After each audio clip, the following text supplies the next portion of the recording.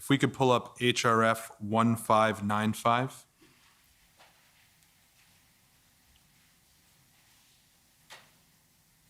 Is this the statement that you've provided? Yes, it is. Have you reviewed it before testifying? Yes, I did. Are there any changes you wish to make? No, sir. Do you adopt the contents of this statement as accurate? Yes. I'm going to ask you just a few questions about your background. I understand from the statement, which we can actually take down, Mr. Clerk, is that you were born and raised in Ontario. Where did you grow up?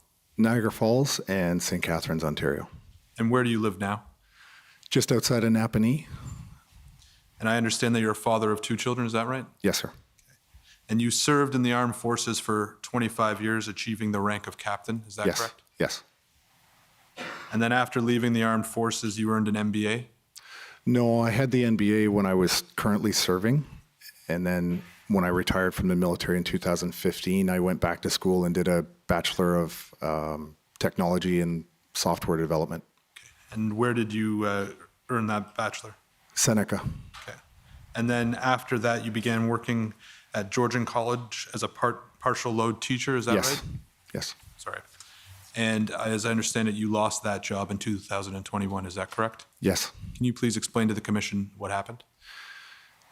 I was notified that the college had adopted the province-wide COVID-19 vaccine mandates, and I had had some interactions with my union and realized that the union was not going to be supportive. And so subsequent emails from the president of the college herself, and my response to that was to send an email to the president of the college, as well as deans, the VP of HR, and as many other faculty as I could put on this email. I sent it internally to the college, not publicly, looking to express my concern and question. You know, I'm not a lawyer, obviously, but questioning the legality and sort of the morality of what they were doing. And a few days later, I was terminated with cause. And when was that approximately? September 13th of last year. So year September. Okay.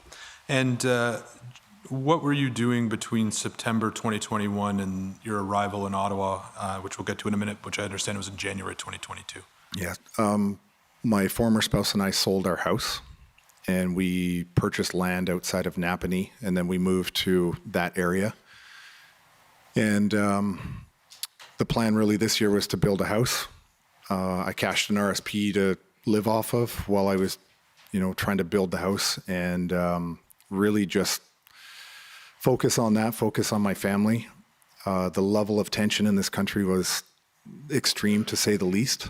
And I really wanted to focus on putting my family in a better situation, which meant actually going off grid if that was even possible. Because as an unvaccinated person, there was a lot of rhetoric about actually being able to participate in society. And so we chose to sell the house. We purchased land. We were going to build a house. And we ended up in an apartment together, the 3 of us with my daughter, in just outside of Kingston. And we were there working on plans for the house. And prior to participating in the protests in Ottawa, had you been politically active? No, I was not. And I understand it, but please correct me if I'm wrong, that you've never been a trucker? No, sir. And you say in your statement that you arrived in Ottawa on January 30th, which I believe was the first Sunday. Does that sound right? Yes. Okay. And what brought you to Ottawa?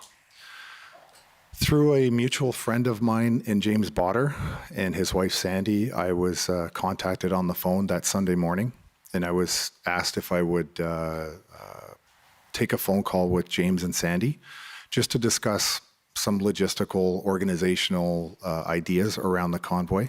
I had been tracking the convoy as it was coming across Canada, and I was absolutely a supporter of it. I really loved what this whole entire Freedom Convoy was about. So in that discussion, which lasted approximately 15 minutes, James had asked me if I would come to Ottawa and support the convoy in any way that I could in terms of getting organized, doing logistical stuff. And within 3 hours of that phone call, I was actually at the Ark Hotel. Who was the mutual friend? Her name is Jane Moffat, I believe. I had only ever met her once in person.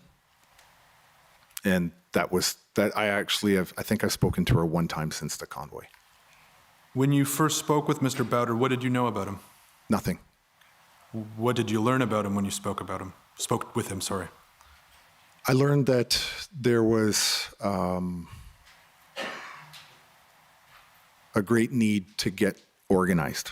And from him personally, the details, I never got any details about him personally or his wife, Sandy.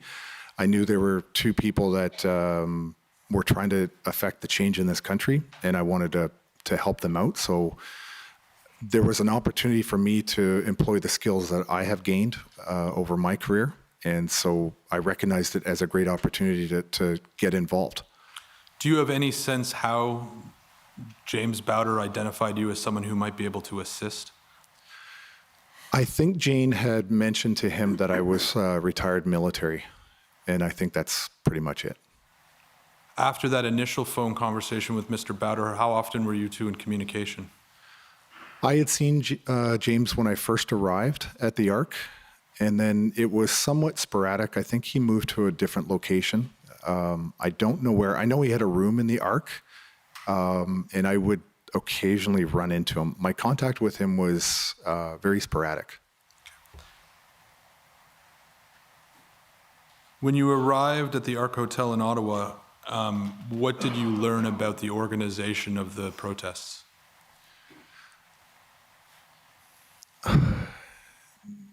Really, when I walked into the Ark, I was brought into a boardroom, and there were several truckers and two OPS police officers, Sergeant Fong Lee, Sergeant Lou Carvello. And the meeting had already begun, and I was asked to turn my cell phone off or remove it from the room and give the police my name, which I did. And then I just quietly sat there. James actually brought me into the room and introduced me, and I believe he oversold my career. I know there was people in the room that actually thought I was a retired general, which is clearly not the case. And so I sat there quietly and I just listened. And it was a very telling meeting. I got the feeling that after 2 days of the convoy being there, this was the very first collective meeting that they had actually had in a room. I could be wrong about that, but I didn't get the sense that this group of people had ever come together with the Ottawa police or any representative of the government of any kind. And we've heard the name Fong Lee. Was it your understanding that him and the other officer were members of the PLT? They were. And who were the other truckers in the room? The details of that are a little sketchy. They weren't all truckers. Dana Metcalf was somebody I sat beside. Joe Bourgault was in the room. Ryan Olson, his son-in-law. There was Bridget Belton, I believe, was in the room. Some of the other names, I didn't know who they were when I first walked into the room, so I can't really account for who everybody was in the room. Return to who you were dealing with in a minute. Mm-hmm.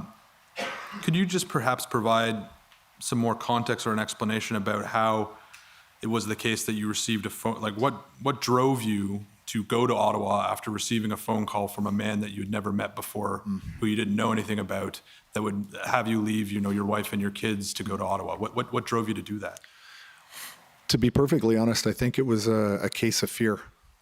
I had, over the time of COVID, noticed things that I never before believed that I would see in Canada related to the way the police and bylaw and the government were going after Canadians. And for the first time in my life, I was, actually afraid of police. And I have several friends that are police officers. And I had a phone call with Randy Hillier one day, and Randy didn't know who I was. This was, I sent an email to him and Roman Baber and other people, and months later, his office had returned the call. And Randy doesn't even recall the conversation. And I said, I spent 25 years of my life in the military, and for the first time, I'm actually afraid in my own country.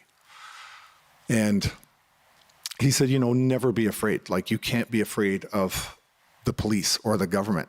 They're here to serve us. And I think for me, that kind of flipped a switch, where I was like, I went from thinking, I'm afraid to get arrested or beaten by the police or getting an $880 fine to, you know what, now I want the fine. I'm done. I'm not going to hide from these people anymore. And so that started to mentally transition the way I thought. And then we came to a point where I thought, well, at some point, the lawyers are going to step in and intervene and start protecting the public. And they didn't, except for a few. Then when the vaccine came out, I thought, well, the medical community is going to stand up and put a stop to this because of informed consent. And they didn't, except for a few. And it was the truckers that gave me an opportunity to actually get into, fighting for my kids' rights. The phone call you mentioned with Mr. Hillier, was that in the context of the Ottawa protests, or did that happen before? No, it was months before, when I still was employed and still lived in, I don't know if I was employed. I think it was, I still lived in my old house prior to selling it and moving to the Napanee area. When you arrived in Ottawa, did you have a sense of how long you were planning on being there? No, I had a bag, 5 changes of clothes.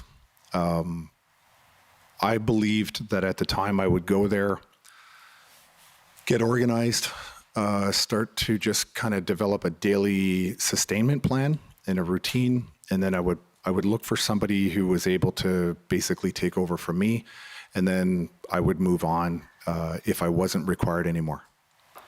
So when you arrive and you've spoken to Mr. Bowder on the phone, he brings you into this room where there's protesters and some police.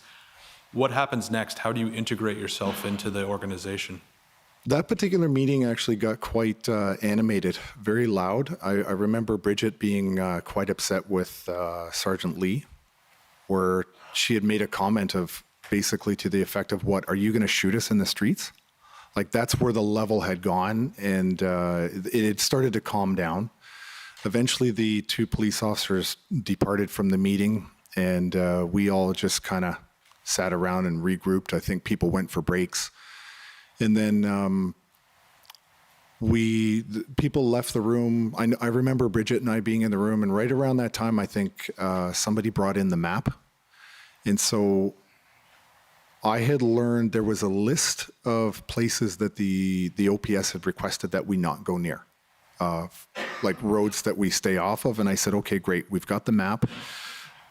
Let's start marking the map. And for me, what was really important, because I had spent, my son has a very severe heart condition.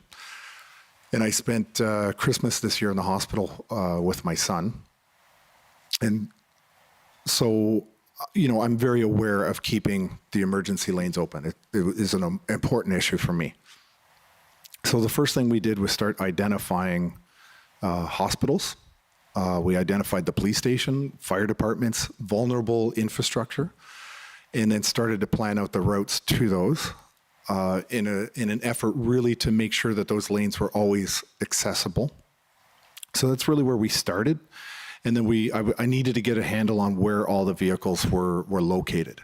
And that was a monumental task, because at the time, trucks were coming to the city, trucks were leaving the city. There was a huge just change in our overall size of the convoy overall.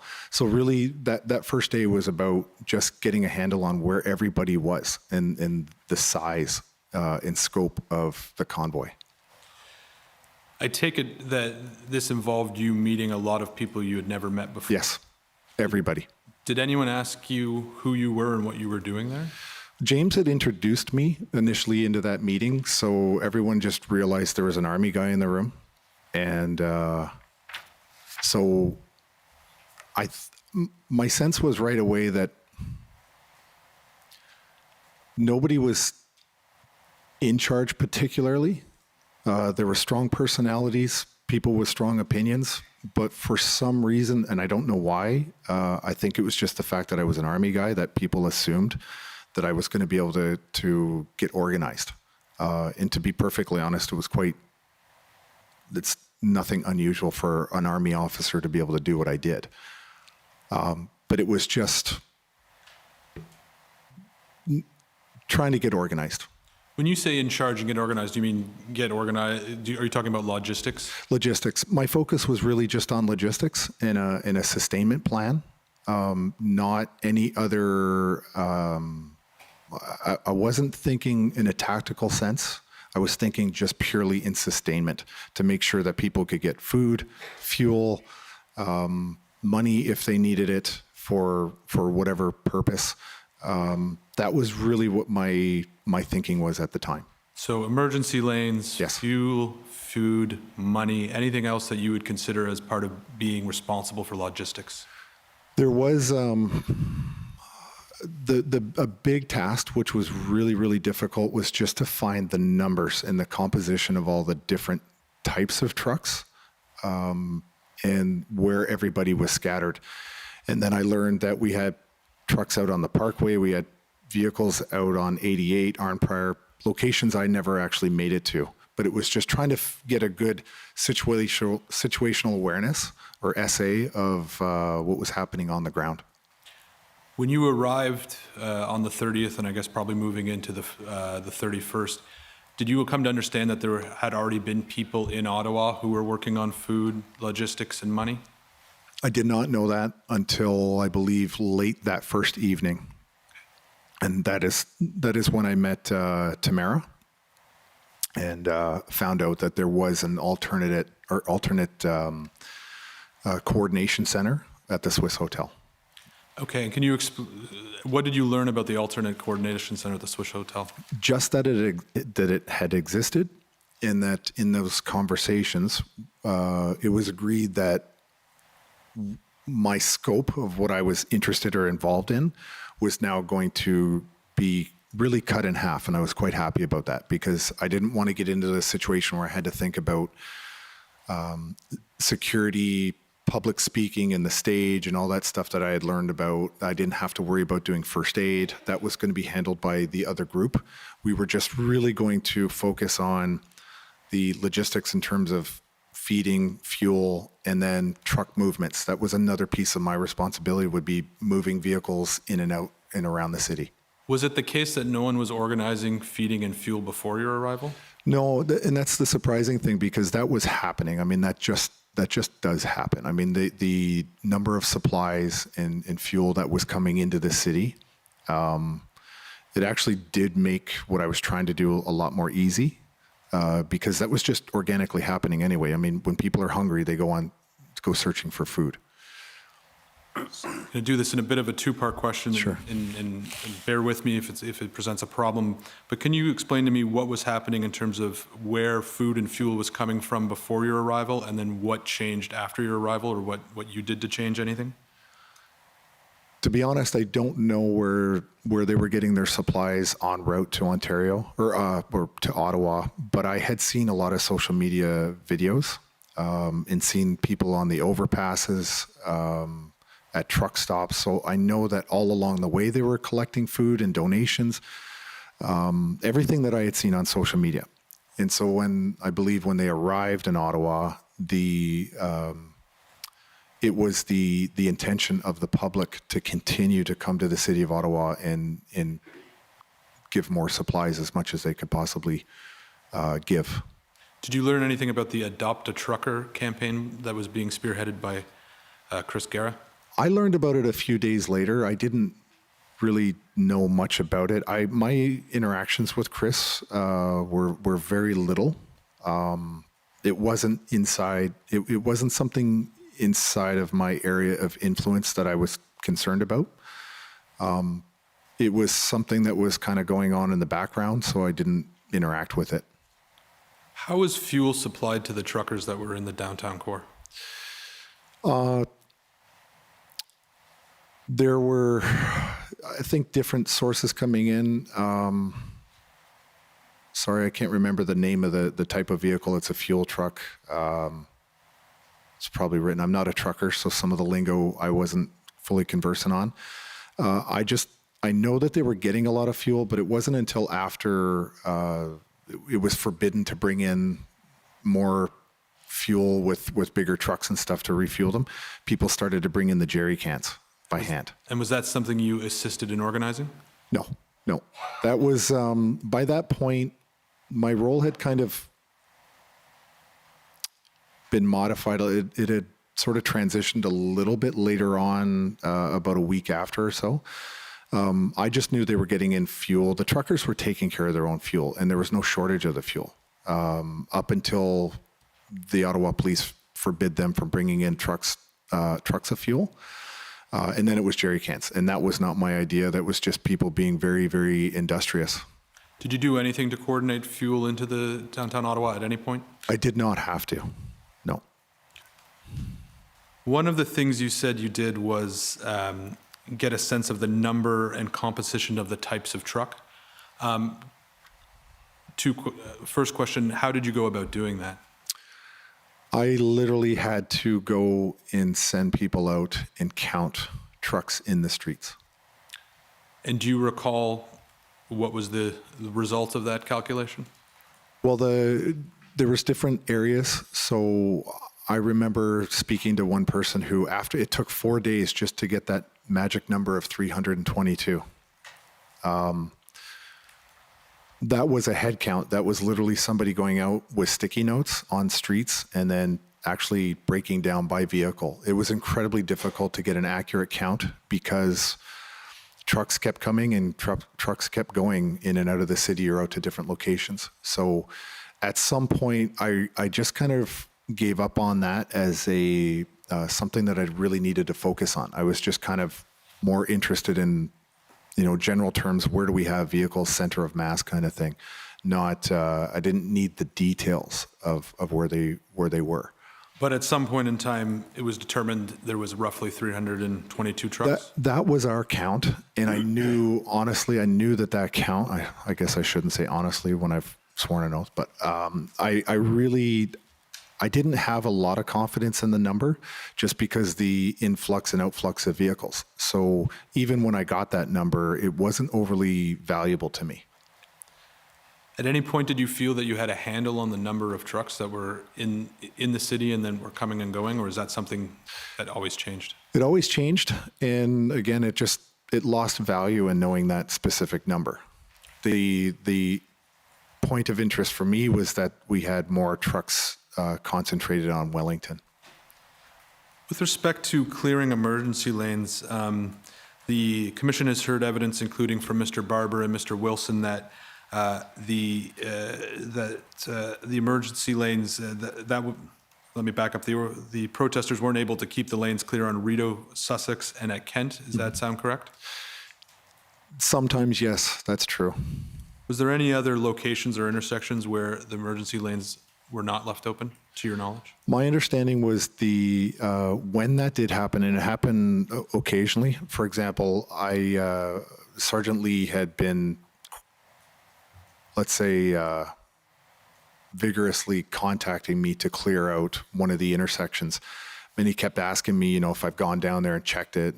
So I didn't send a runner. I went down for myself to see it for myself. And what I discovered was there was heavy equipment owned by the city, concrete barriers, and 5 Ottawa police officers standing in the intersection. It wasn't being blocked by any of our people at all. So there was a give and take where we were sent, or I was sent, or other people that I was with were sent to go look at an intersection, only to find out it wasn't even us.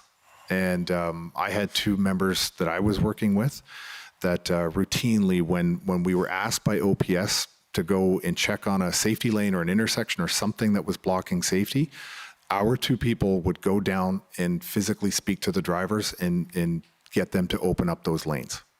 And so it's my understanding that those efforts were generally successful except on Kent Street, is that correct? I can't say the street. Is that Kent is right near the Rideau? Or sorry, I'm fuzzy on some of the streets. Okay, so the evidence has been there's been 2 locations. One's Yes. Rideau, Sussex, which Yes. we'll talk about in a moment. To your knowledge, was there another location that was where the emergency lanes were not open? No, the only sticking point was Rito. And even on Rito, I spoke to one of the drivers personally, and I said, you need to make sure you keep a safety lane. And he said, they have twice moved out of the way. They sit in their trucks and they listen for ambulances or they listen for sirens. And if they hear it, they move the truck out of the way, because 3 times they had listened to the Ottawa police who said, can you please move the vehicle? And they would move the vehicle, and the Ottawa police would move their cars in that spot, and they would trick the drivers. So the drivers at Rito said, we're not falling for it again. We'll sit in our truck. We will listen for sirens, and when we hear it, we will move. And he assured me that in 2 occasions, they did exactly that. Do you know who you were speaking with who gave you that information? I don't know his name. I know where he was parked. He was parked...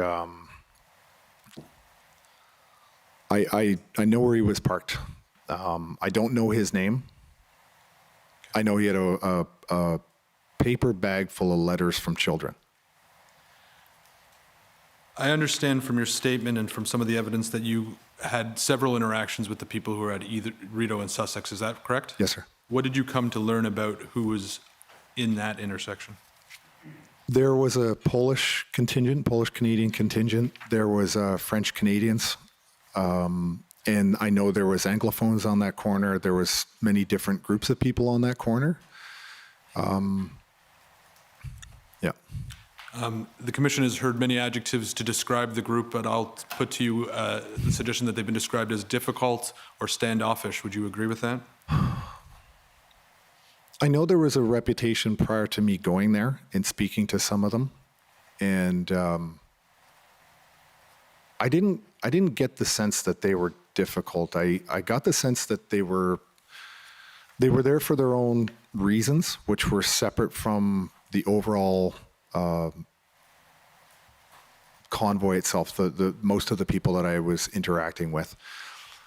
But I got the feeling they were there for their families, for their communities. I know one driver I spoke to said that he didn't have anything to go back to until these mandates were lifted. And they were quite determined. I didn't find them to be difficult. There was a little bit of a language barrier with one of the French-speaking men that I spoke to, but I didn't find it difficult. I just found it a different style of motivation. We've heard a bit again about with respect to French-Canadian protesters there. Were you familiar with the term farfadaz at the time? Not until I've been sitting in the audience here. Would you say there was anything different in the makeup of the group at Rito Sussex than at any other locations? Just that they were more independent than the rest of the convoy. As you began to work on clearing emergency lanes, interacting with the police, working with the protesters, what did you come to understand the organization of the protest movement to be? Very, very decentralized.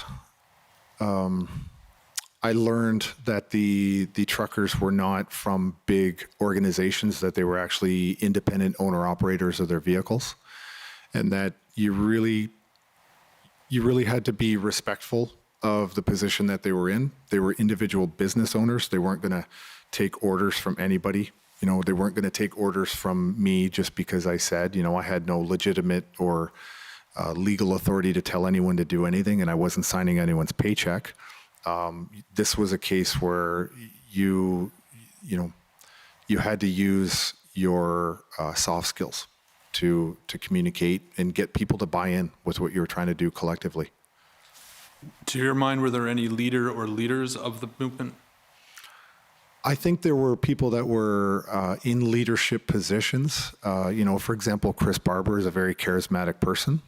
He's an honest person. He'll just tell you the way it is, and he was very, very effective at communicating with truckers, and it didn't matter what their backgrounds were. They were all truckers, and so Chris was very influential speaking with truckers. Tamara was very influential.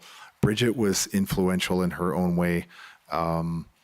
And many of the other people that were there working out of the ARC had developed networks, and they were always trying to broaden the network to communicate the things that we were all trying to do. And that was, a lot of the stuff was like, we've got speeches on Saturday trying to communicate that to the public and really work the social media angles, because we were getting vilified badly in such a grotesque way by the legacy media, that we made a conscious effort at one point to go into the trucks with cameras and get truckers to tell their stories on social media. So they were, the leaders were out there developing that kind of messaging to get out to all the supporters across Canada that had given us $20 million to be there. Did you ever interact with Pat King while you were in Ottawa? I did. Okay. And can you tell us what your interactions were and what your impression of him was?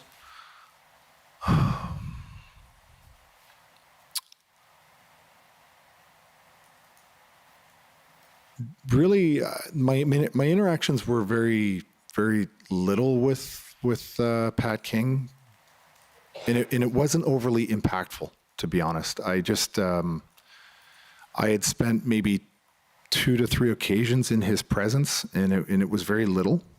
I know that at one point there were some slow rolls, and I had requested that one of the other members go with Pat, because I know Pat was leading that convoy.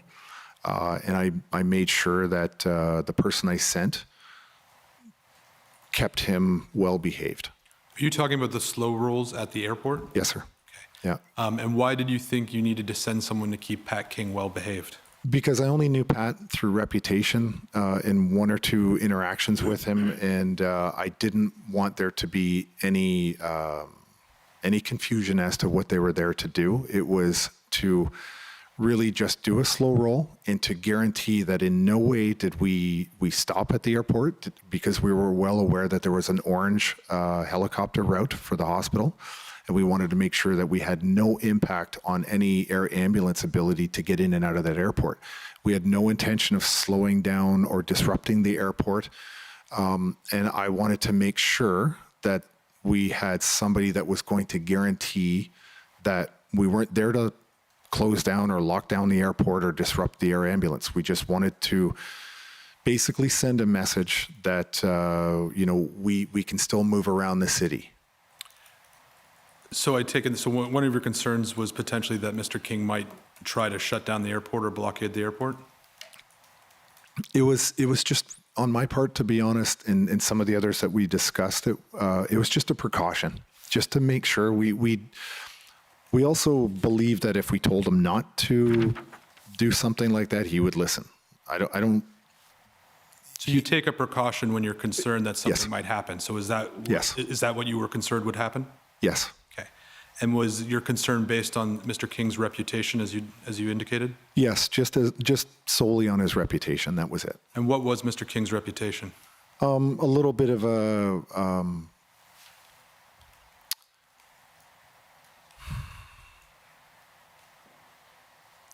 wild card.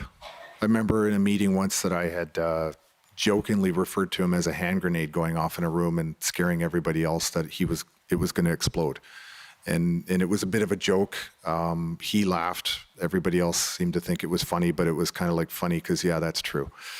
But just reputation-wise, he was a little bit of a wild card, and I just wanted to make sure that we were able to contain anything like that. Were you concerned it was possible that Mr. King may not engage in peaceful protest? That was never a concern that I shared or had.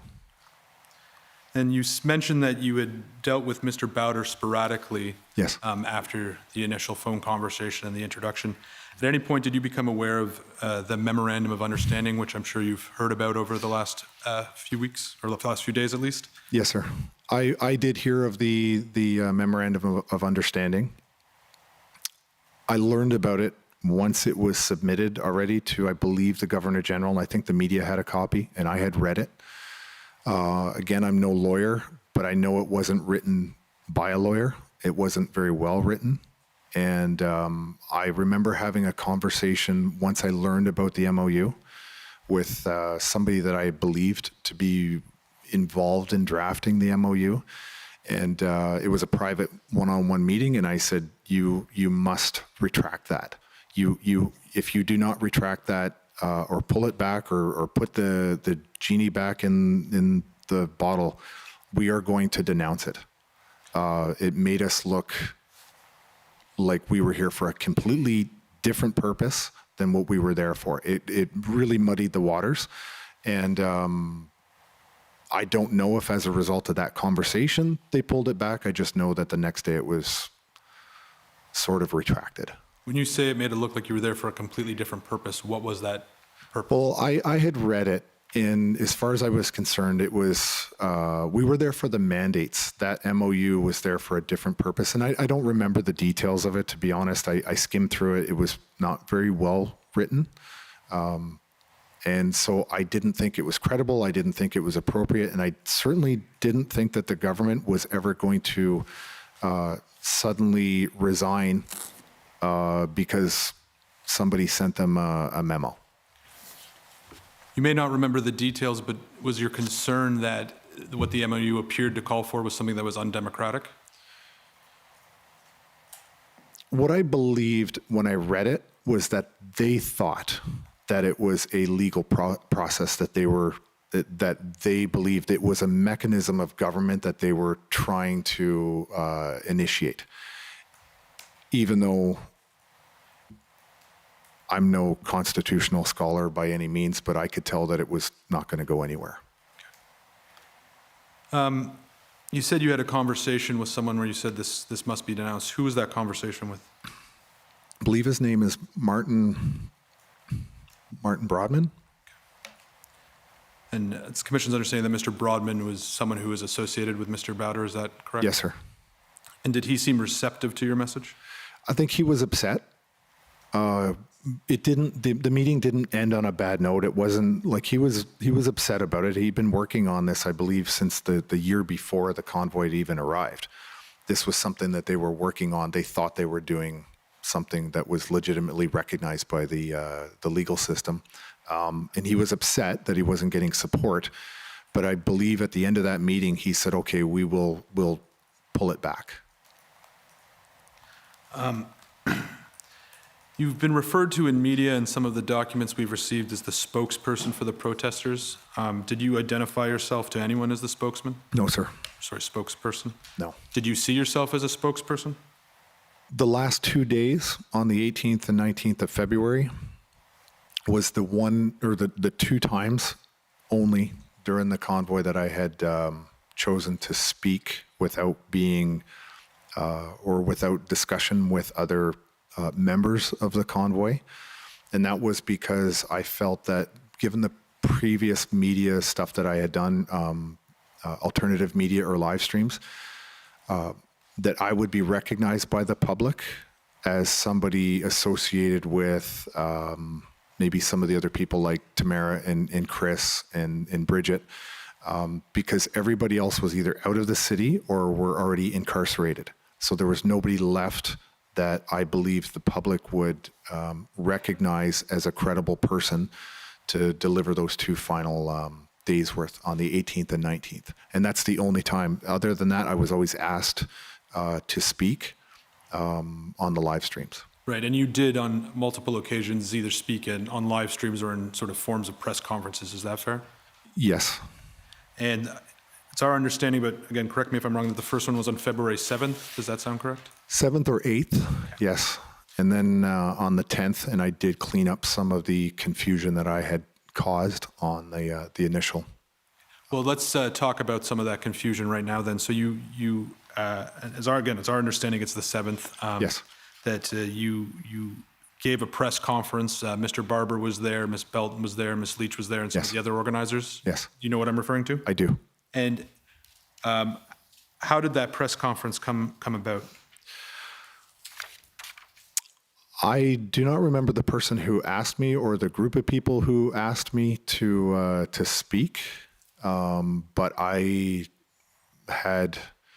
believe just previous to that, it was the night after the night of the Coventry raid that we did a live stream as a larger group, and it seemed to go okay with I guess my presence on a video. So I was asked the next day to deliver a message on a live stream. And I don't remember who asked me to do it. I just know that I was asked to do it and that I would be accompanied by several members of, well, I think the entire board, as well as 2 doctors who were in attendance in that video. So if we could pull up COM 50884, and as it's coming up, Mr. Marazzo, this is, you can confirm if it is the case, but we understand that this is the press conference. And Yes, this is it. This is it, okay. Different sources that have If you could pause it, please, and go to the 725 mark.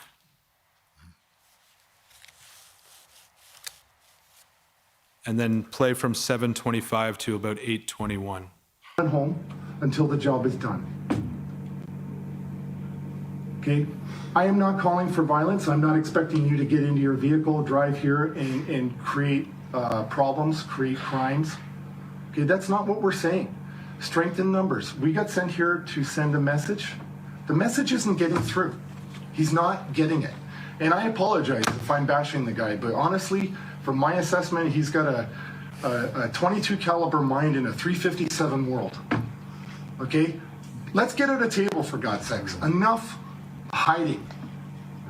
I'm willing to sit at a table with the Conservatives and the NDP and the Bloc as a coalition. I'll sit with the Governor General.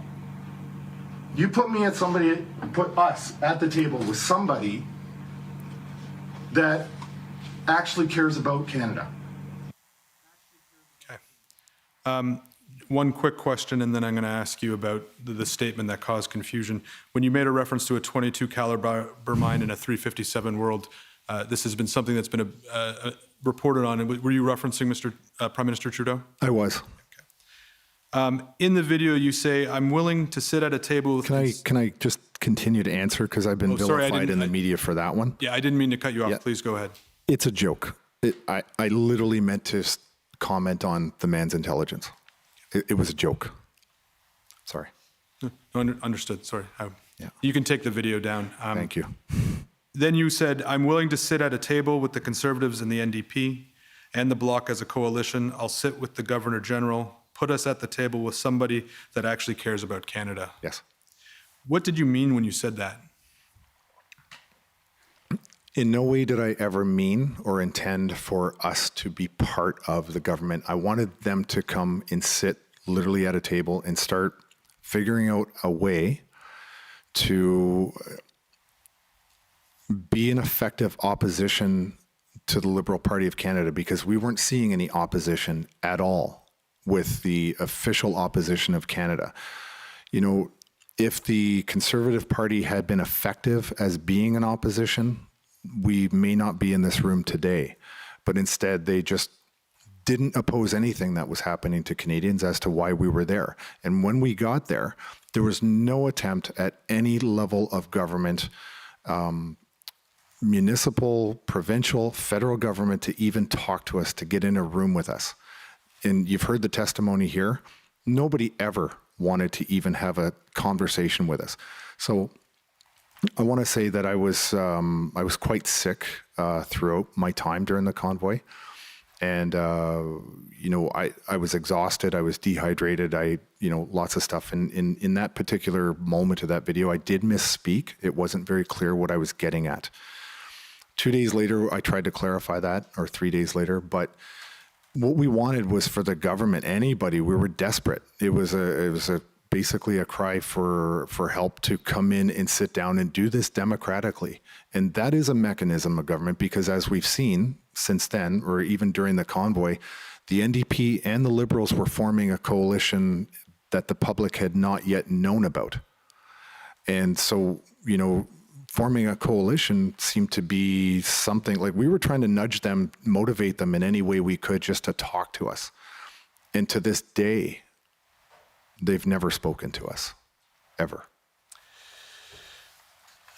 Some media outlets reported on those comments to suggest that you were saying that the protesters wanted to form government in which they would be in a coalition with the opposition parties, but the protesters themselves would form part of the government. Yeah. You know what I'm talking about? That is my fault, that the way I phrased that in the video. That is not what my intention was, but the way I phrased it I can understand that being confusing, but it's not what I intended. We wanted no part of being the government. We wanted the government to do the governing, but to listen to us. I understand that you spoke again on February 10th and attempted to clarify your Yes, sir. statements. I understand that, but did you take any steps to clarify what you meant with the media outlets who were reporting that the protesters wanted to form a coalition government? No, I was not in charge of direct contact. I had no direct contact with the media, and as far as I was concerned, my belief was if they actually started to do their job and report fairly, we would reward them with contact, or I would, or whatever, not necessarily me, but if they continued down the path of constantly vilifying and lying about us, I didn't see the point really of talking to them at all.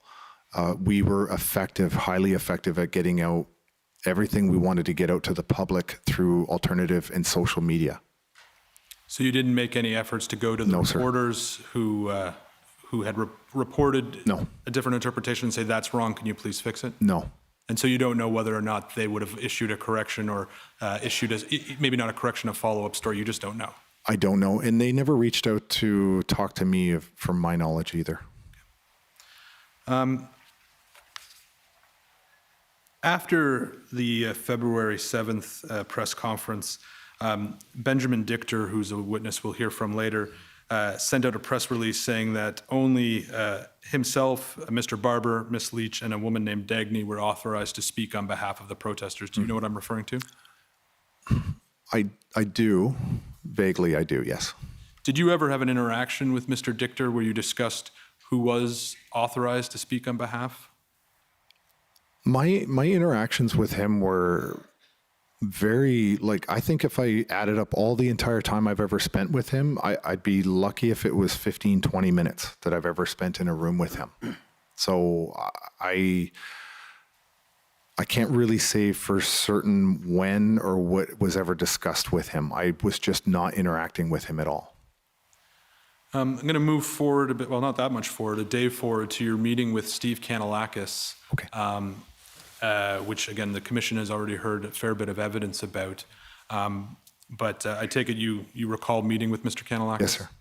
Why did you want to meet with Mr. Kanellakis? I actually didn't. I had grown incredibly frustrated with the police liaison officers that I was dealing with.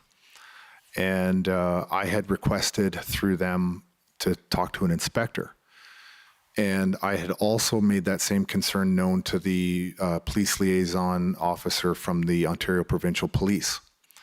And I didn't want to interact with the two sergeants that I had been dealing with anymore. I wanted somebody who was in a better position to make decisions. And also, I wasn't 100% sure that our concerns were being raised up the chain of command in a way that I was comfortable with. And that's not to suggest that, the two officers from Ottawa Police were bad people or anything like that. It's just I didn't get the sense that they were taking us as seriously as I would have hoped. And so I was requesting to not talk to them anymore. I wanted an inspector. And I was led to believe that I would be talking to an inspector one evening. And I was waiting patiently in a room by myself to speak to the inspector. And this mystery inspector never arrived, even though I was led to believe I would get one. So I walked away from the meeting when I found out I wasn't going to be talking to somebody more senior. And the next day, I believe, is when the offer came to us, or to me, to meet with somebody at the city. I had no interest in meeting anybody from the city at that point. I knew where my focus needed to be was with the police. I wasn't interested in any level of the city. Can I pull up OPS 8527?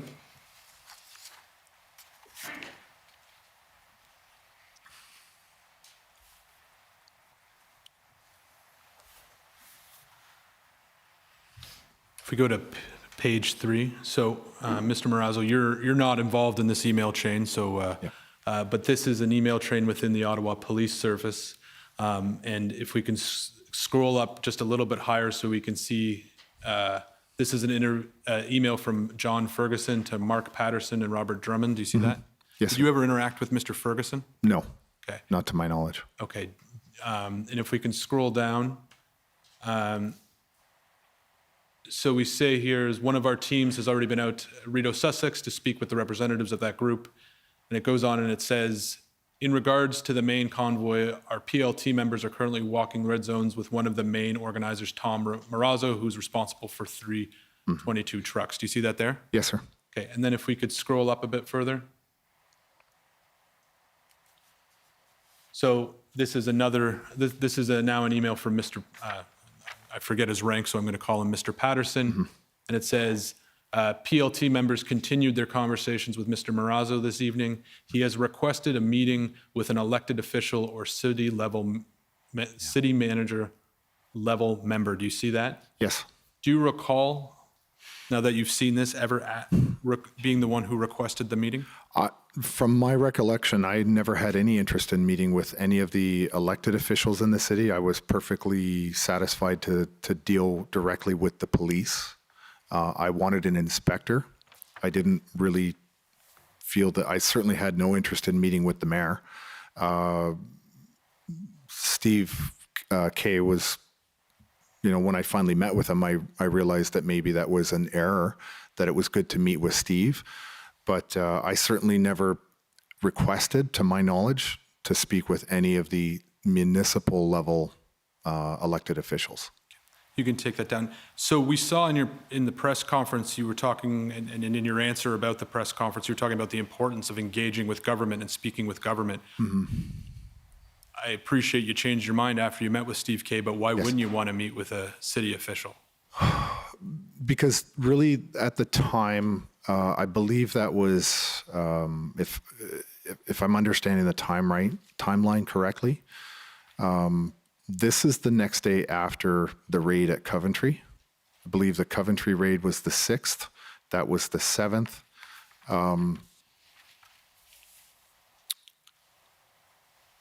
I wanted to deal directly with the police because I felt that the police were the ones that were getting the most pressure. And I thought that I would be able to have a conversation with the police and try to work with them, build a rapport, because I wasn't getting anywhere that I felt with the two police liaison sergeants I was dealing with. I felt that if we could develop a better rapport with the police, then things would change. Second to that is the police services board meeting that we had seen. The rhetoric from Diane Dean was just incredible. And I don't know if that meeting was before or after the 7th. We just knew that we needed to deal with the police.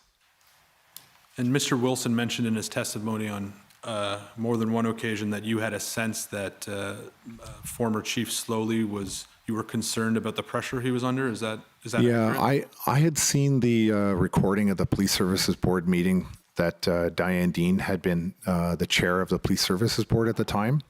And I was extremely concerned about the things that I had witnessed her say on the video. And so I waited to see the reaction from Chief Sloly. And then I got a little bit more concerned again, so I rewound it and I watched it again. I watched her comments, I watched his reaction, and I knew right there and then that the situation had fundamentally changed for all of us, them as well as us. And I realized that if we didn't do something to take the pressure off of the chief, things were going to dramatically change for the worse. And so that's when we started to completely reshift our focus to taking the pressure off the chief, thereby taking the pressure off of the individual police officers and hopefully ourselves. And again, we heard Mr. Wilson this morning. He described that after the meeting with Mr. Kanalakis, there was an initial effort to move the trucks from Rideau, Sussex to Wellington. And as I understand it, that effort was unsuccessful because the police ultimately didn't move the barricades that would be necessary to do that. Did Mr. Wilson have that correct? He did, but I think I heard we actually had. We were, to use a football analogy, we were on the 1 yard line with all the trucks on that corner. And Eva and I had spent hours on that corner. Eva was talking with the Polish truckers. I was talking with the English-speaking French truckers.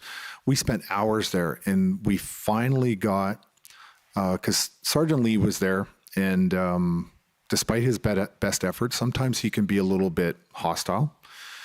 And I had asked the truckers to basically, as a group, come to an agreement themselves, and then also elect 2 people to go and deal directly with Sergeant Lee, because I was actually concerned that if he went into the center of those 80 truckers, he would do something that would put his own safety at risk. So instead of him going to them, I said, you elect 2 people, come out, and then we'll talk. And then Sergeant Lee got that phone call. He walked away, and he came back, and the look on his face said everything. I knew that he had just had the carpet pulled out from under his legs, and he said, there's no deal. And so I was very concerned. I knew I couldn't go back to the truckers and say, hey, we spent all day convincing you to do this, and now the police have reneged on it. I knew that there would be no further chance of ever getting them to even be open to the idea of moving had I gone back and delivered that message to them. So it was... we were there. We were there that night to move them. And I just basically went back and I said, listen, guys, it's a safety issue. We're not going to move at night because it's too dangerous for the safety of people with decreased visibility. That's all I could come up with at the time to satisfy everybody. And then Mr. Wilson talked about another attempt that was made on February the 10th, and then there was that which was did not proceed. And I take it you agree with Mr. Wilson's Absolutely, description yes. of events. So then we come to the agreement with the mayor, and there was a meeting on February 13th at City Hall. Were you at that meeting? The one with Inspector Drummond, Kim Ayotte, and Steve Kay. That's our understanding of who. Yes, I was at that meeting. Okay. And I appreciate at that point in time, it's the case that you had indicated that you wouldn't be able to move trucks off Rideau Sussex. Is that correct? No, I believe at that meeting we were just there to go over more of the details on how we could properly do that and then reposition or redistribute the trucks in different locations. That's what my recollection of that, the intent of that meeting was in the discussion. And I believe Kim Ayotte or Inspector Drummond were the ones that brought the map. And we were looking at the map from sort of trying to work out how to redistribute that based on the map that they had marked themselves. So Superintendent Drummond testified that at that meeting it was represented that there was 2 locations where the organizers did not believe they'd get buy-in. One was Rideau Sussex and one was with the Coventry group.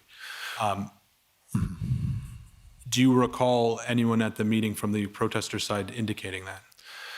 I believe that it was indicated that it would be more difficult given the events the previous 2 days or prior 2 days, that it would be more work, more challenging. But I also believe that there was a will on our part to go up, and we thought we could actually get it done.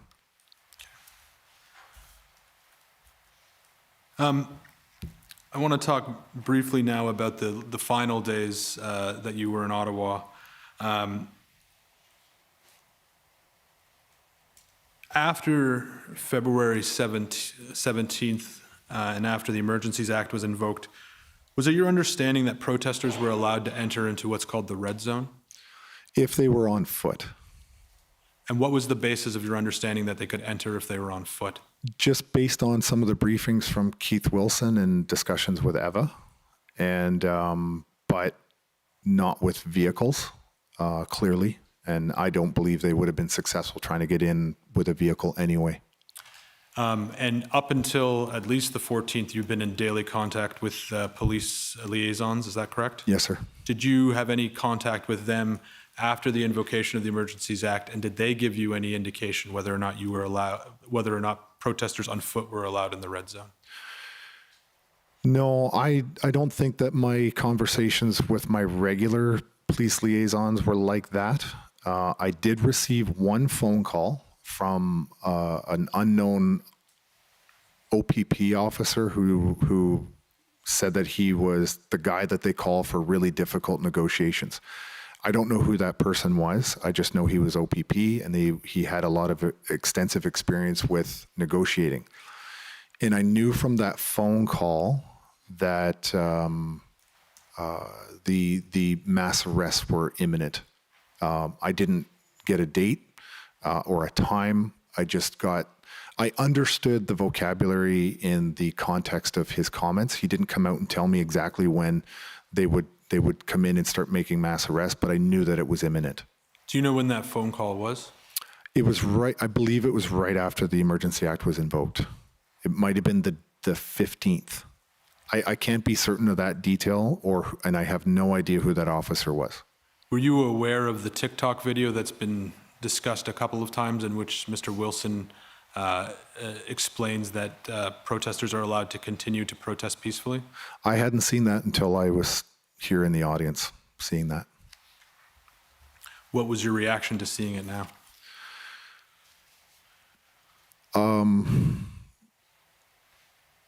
No real reaction. Was there at any point when it became clear to you that the police were not going to allow protesters on foot to be in the red zone? Not until the first day when they started attacking people up in front of the Senate. And what day was that? The 18th. And during that time when the police began clearing the protesters, did anyone from the police ever indicate to you that there was an area where protesters could go to protest? No, sir. Did you ask whether there's anywhere that I did not. Is it something that crossed your mind? No, not at that time. That's not really where my my headspace was. I was quite concerned about the things that I had personally witnessed. That day I was there when the two people were trampled by the horse. I had seen some things that I never thought that I would see in this country. And I've run past my time, so I will ask you one last question, which is there anything else that you think is important that we should ask you about? No, sir. Thank you. Okay. First up is the Government of Canada, please.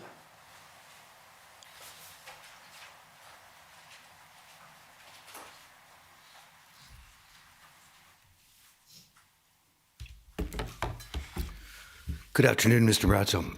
Oh, I'll just have a few questions for you, but I'll start with where my friend started you with. And for the record, I'm Brendan Van Nienhuis, one of the lawyers for the Government of Canada. You described this call with an OPP officer that you weren't sure of exactly which officer it was, in which it was indicated to you that the police were going to enforce, right? yes. And you saw earlier today the video on TikTok of Mr. Wilson advising people they could remain there on foot. Mm-hmm. Yes? Yes. And you yourself acknowledged that this was not, in fact, the case, right?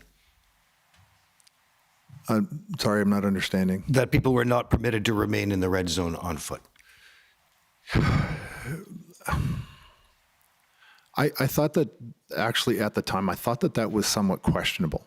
That you would be within your right to be, from my conversations in the briefing from Keith, that you would be within your right to be in the red zone. I just didn't think you'd get a vehicle in there, but that you could remain there as long as you weren't, bringing in a vehicle or anything like that. The call you described, you thought it was on the 15th, shortly after the Emergency Act was invoked on the 14th?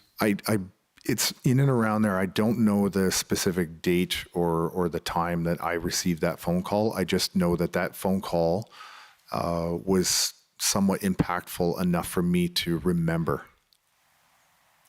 And it was a short call. Could we go to HRF 401510?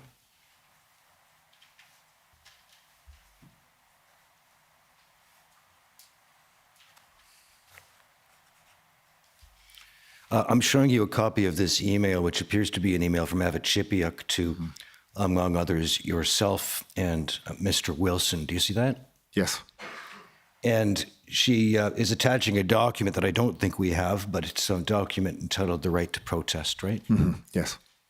And she indicates, and I guess this is relaying some advice received from Saya Hassan, barrister and solicitor. Do you see that? Yes. And she's indicating or passing along a note to you and Mr. Wilson that says, I've drafted something on the right to protest, but have taken a cautious approach because I don't know what the emergency orders are. But it's my understanding that they can limit the right to protest, and while that can be challenged in court, at the moment, people who do not comply may be arrested, right? Right. And she goes on to say, I think that if we're advising people, it's important to let them know all of the risks that they're facing and let them make their own decisions, right? Yes. And that's sound advice that you would agree with? I would. But I would also say that, combine that with the fact that Justice McLean had ruled that we were legally within our right to be there in Ottawa to have this protest. And then, you're seeing an email from a lawyer who is saying that it is, my understanding. So if it is not completely set in concrete for a lawyer, what chance do we have for having a definitive bit of legal advice that we can make a 100% absolute decision on what is going to happen to us if we remain? So you had an interpretation of Justice McLean's order, right? I had, just from what I was briefed on, the result, and that I do remember reading the decision, and I'm not a lawyer, so when I'm reading it, it's from a very unsophisticated perspective. But I do remember reading the part where it said to the effect that we had a legal right to be there. All right. Well, you're not a lawyer, but Ms. Chipiuk is a lawyer, and Saya Hassan, you understand, is a lawyer as well? I see there on the email that this person is a lawyer. Okay. Did you take any steps to relate the risks that people are facing so that they could make their own decision with respect to the possibility that they would be arrested if they did not comply? I believe we handed out a French-English double-sided piece of paper that we printed to everybody. I think we printed out hundreds of copies, and it was from the pro bono legal team that we had, that if people were arrested, that was a description of what their rights would be, and also the phone number to call if that should happen to them. Okay. Now, sir, you're publishing I understand you're publishing a book which you intend to release on February the 14th of next year, is that right? Yes. And you've selected that date because it's the same date on which the report of this commission must be tabled?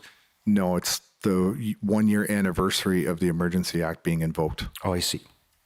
You've been attempting to raise money for the publication of this book through a fundraiser on the website Give, Send, Go, correct? Yes, because I have a team that is helping me, and they also they need support. Sure. Could we go to COM 50415?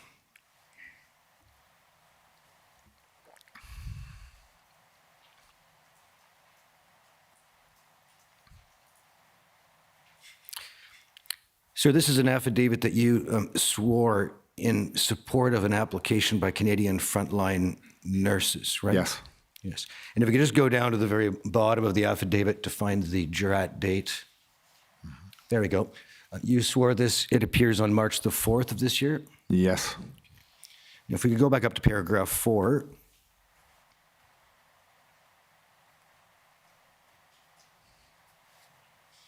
Now, here you say that you arrived in Ottawa on January the 30th with the intention of peacefully participating in the protest, correct? Yes. And you told us shortly ago that your arrival was due to the invitation extended to you to come to Ottawa by James Bowder. Yes. And you understood he was asking for your assistance in providing some form of organization to support his objectives as part of the group identifying itself as the convoy. I wouldn't say as his, because to me it was the convoy. He was somebody participating in the convoy, but yes. Okay. Well, so whoever the convoy Yes. is, that's who you're being Yes, sir. asked to help Yes, by Mr. Bowder. yes. And you became familiar, you told us, with the Memorandum of Understanding that he was circulating and intended to deliver to the Governor General and the Speaker of the Senate, right? Yes. I don't know who he delivered it to. I just recall the Governor General was a name that was thrown out there. Let's go to COM 50886, which is a copy of the memorandum, just for clarity.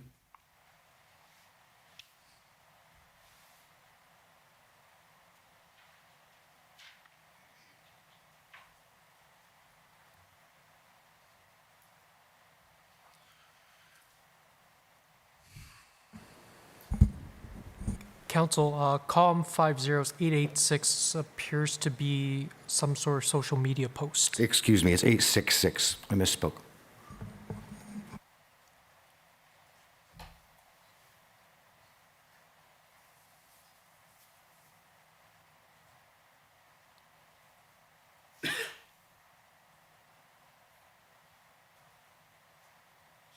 And in fairness to you, Mr. Marazzo, you were clear in saying that this was, at the very least, not a well-written document?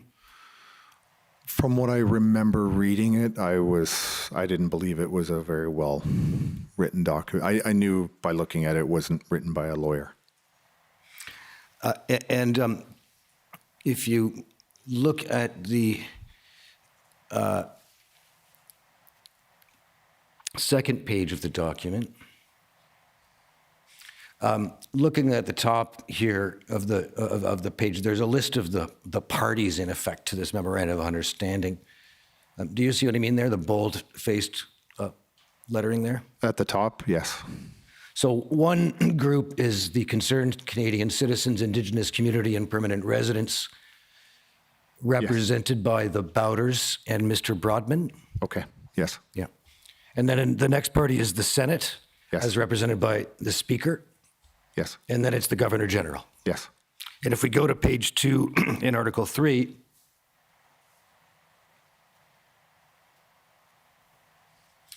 you stop there. You see the notion here is that there would be a committee formed between the concerned citizens and the Senate and the Governor General, right? Yes, And that committee then would, under paragraph E, subparagraph E there, instruct all levels of the federal, provincial, territorial, and municipal governments to cease and desist, et cetera, provisions related to COVID-19, right? yes, And if you go over to page 3 and look at item J there, you see that in exchange for this, the concerned citizens will immediately stop Operation Bear Hug Ottawa demonstration convoy. You see that? yes, And so in effect, and that was Mr. Botter's name for the occupation or blockades or what have you in Ottawa. It was Operation Bear Hug. I have no idea what he called it, and I don't know what Operation Bear Hug Ottawa is. Okay. At any rate, you recognize that this document presented something of a nonsensical idea? I would agree with that. And you insisted that it be withdrawn and retracted publicly, and this was then done, right? That's my understanding. And you understood that any legislative action would require the participation of the elected representatives at the federal, provincial, and municipal levels, right? Yes, In fact, if you go to Article 7 of the MOU, Article 6, you'll see that it is in fact supposed to be construed in accordance with the laws of Canada, right? yes. Now, you can take the document. Can I just, looking at this is a 15-page document. This is not, from my recollection, what I read. Okay. This is not what I read during my time in Ottawa. I believed it to be more of a two-page document. I don't recall ever looking at this particular document broken down like this. Okay. Well, I'm sure Maybe it was a media release of some kind they put out, but I don't remember ever reading this. Okay. Well, we'll ask Mr. Bowder about it tomorrow to see if there's a distinction. You indicated in your press conference on February 9th, as we just saw, that you are offering yourself as willing to sit down with the Conservative Party, the Bloc Québécois, the NDP, and the Governor General as some sort of a representative, right? Yeah. So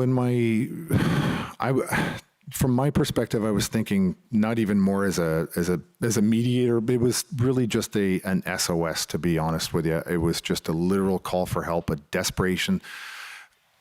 Stop ignoring us. Come and sit at a table.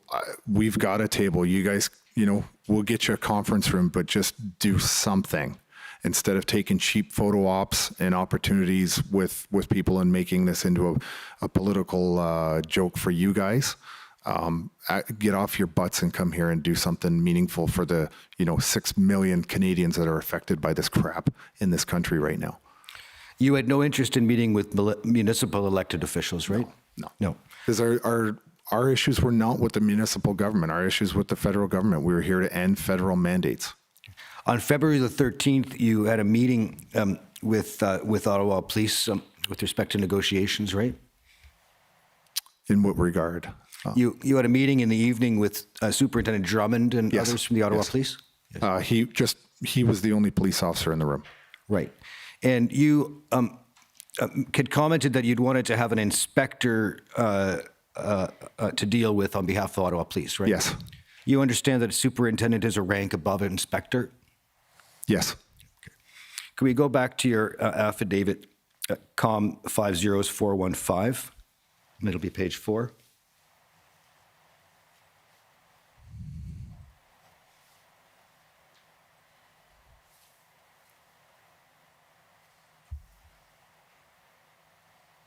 Now, we can go to paragraph 17, I believe it is.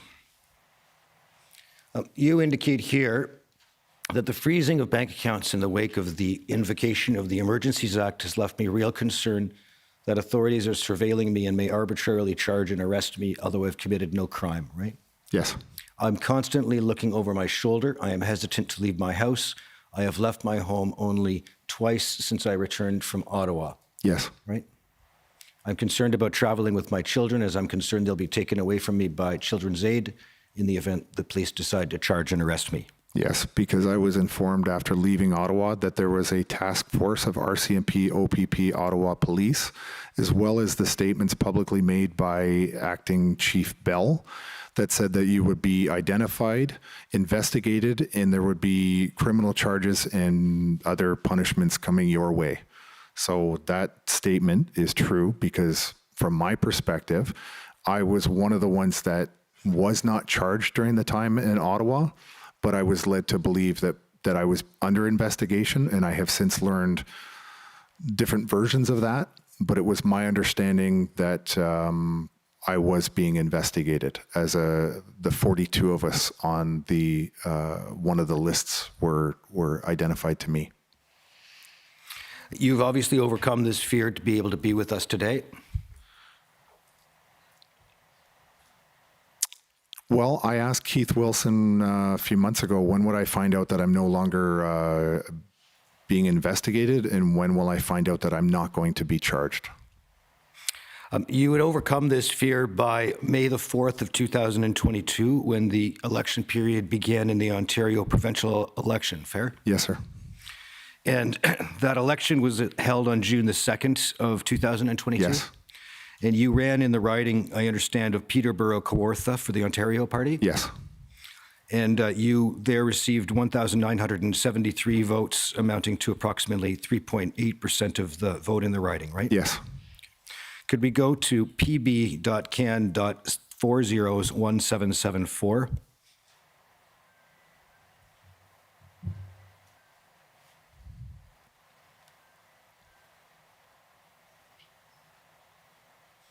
I just want to put up a brief excerpt of the video. It'll be just at the very beginning.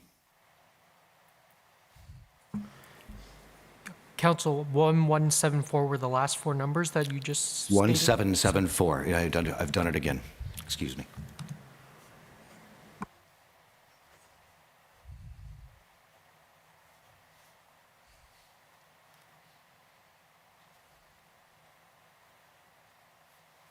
Ladies and Gentlemen, please welcome Ontario Party candidate for Peterborough and Kawartha, a member of the Veterans for Freedom Steering Committee, Captain Retired Tom Marazzo.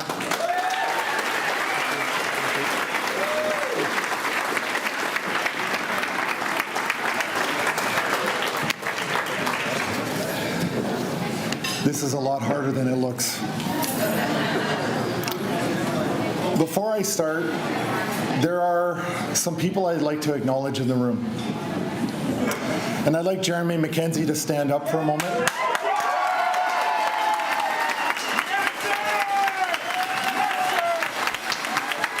Stop it there. Sir, how do you know Mr. McKenzie? He does.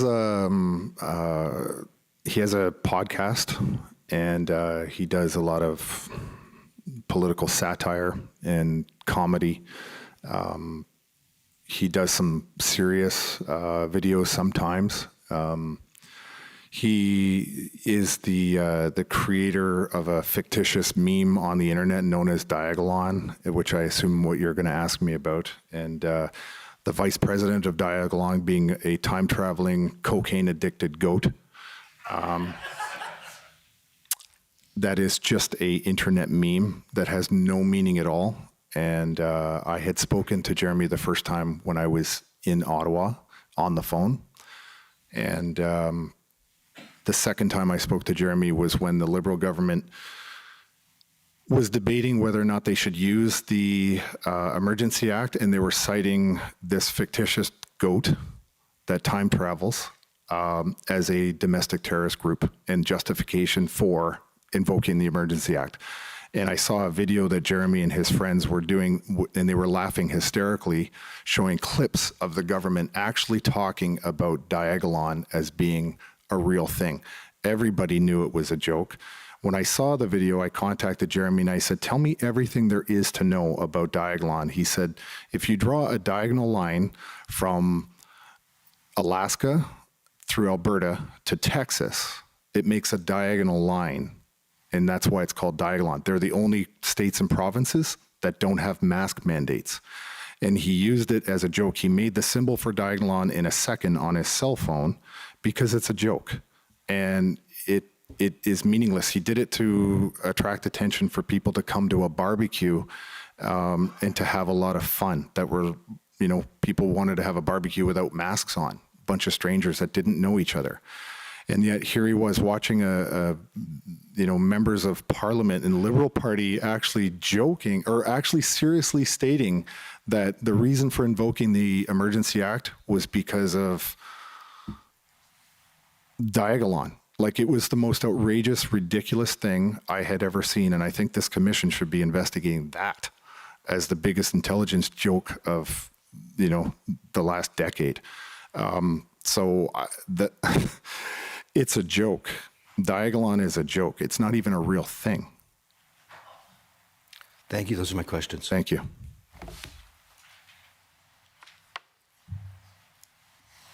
Okay, next is the Ottawa Residents Coalition.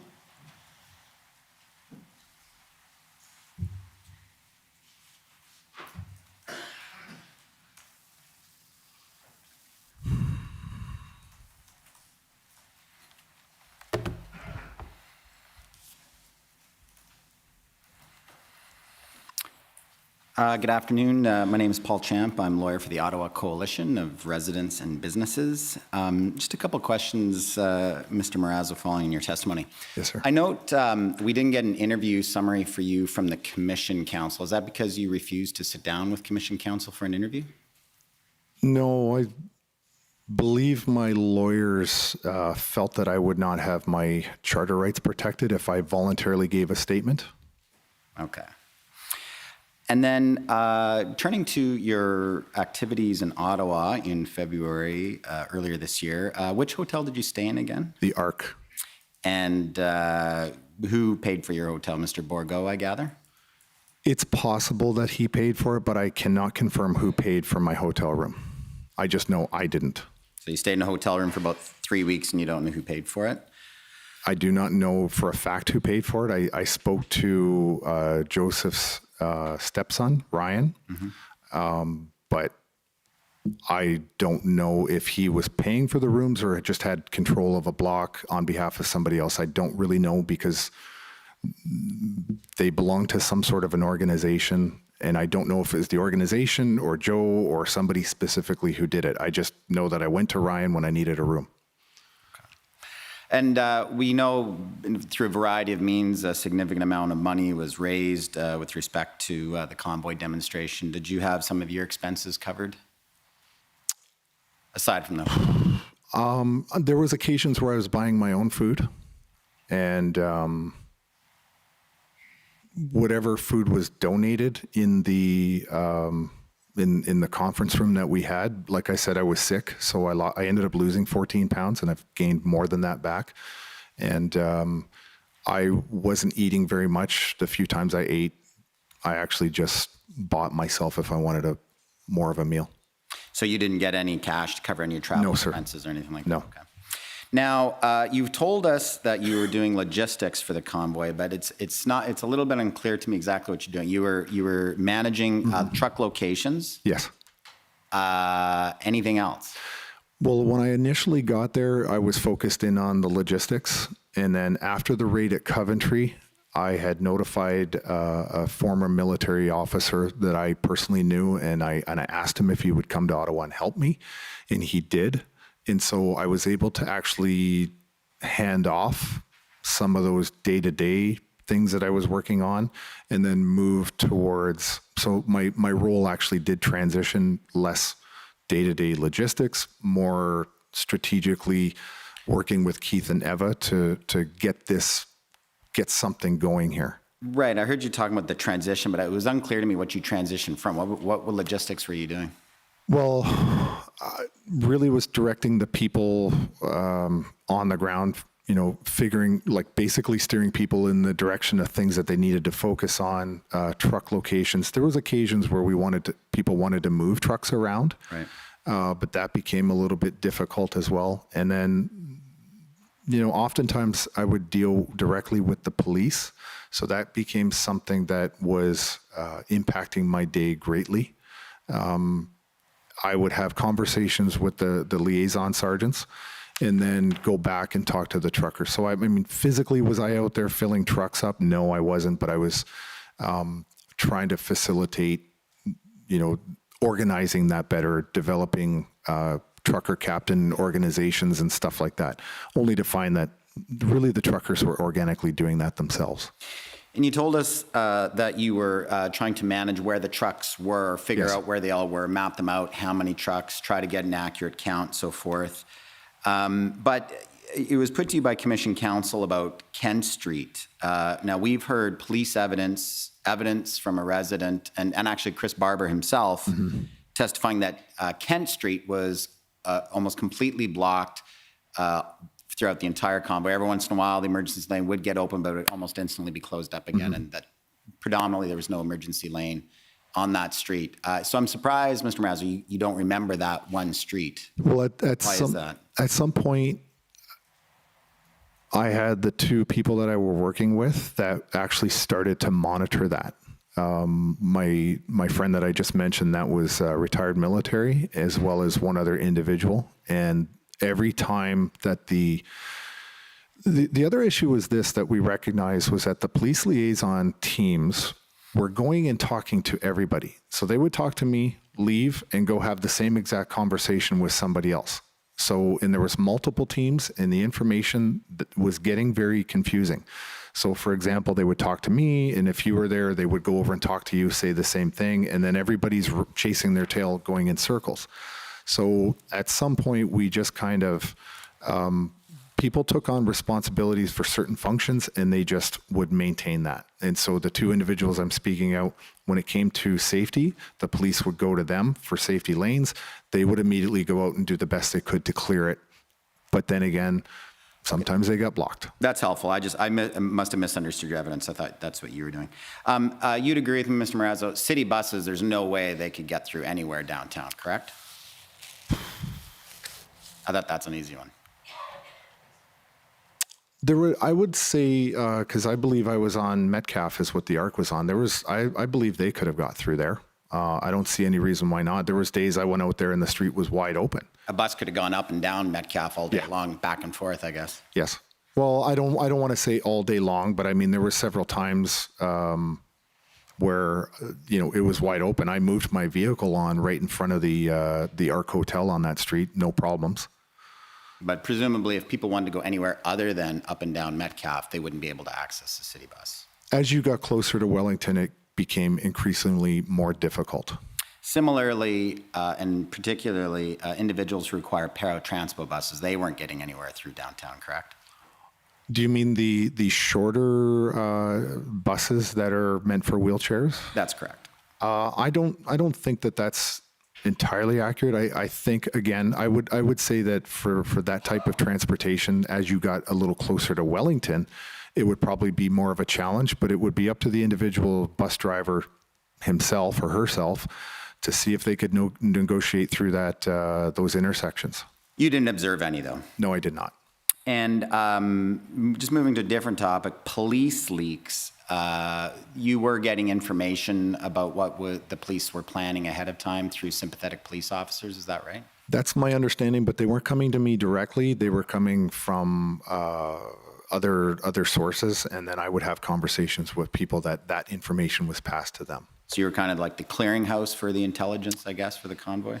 No, I tried to decentralize that as well, in the sense that you could, I wasn't a police officer. I had worked a lot with police officers in my military career, but I wasn't a police officer. So we had police officers that were retired that, everybody knows Danny Bulford was one. If I had questions, maybe him or Vince Gersey's, maybe. But at that point, at some point, I stopped actually caring about certain things, and I just left it into other people's more expertise or more capable hands. Moving on to another topic, you testified about the slow roll, Yes. Pat King's slow roll around the airport, and that you cooperated to some extent assisting with that, correct? Just so much as I wanted to make sure that there would never be a complete blockage or a stoppage of operations for the airport. But you also told us there was some value to it as well, Yes. that it was sending a message to the city that the vehicles could move around and could move to other areas of the city if necessary. Yes. And that discussion centered around what happened at Coventry when the police went in on the Sunday night and raided and stole the fuel and stole the food. And my conversations with the Ottawa police the next day was, if you want to provoke a reaction from this organic movement, from individual truckers, that's the best way to go about it. And if you want to keep it as civil as it has been, don't put us in a situation where there has to be a tit for tat kind of a situation. And I said, and by the way, we will never exceed the level of stupidity that you guys are doing to us.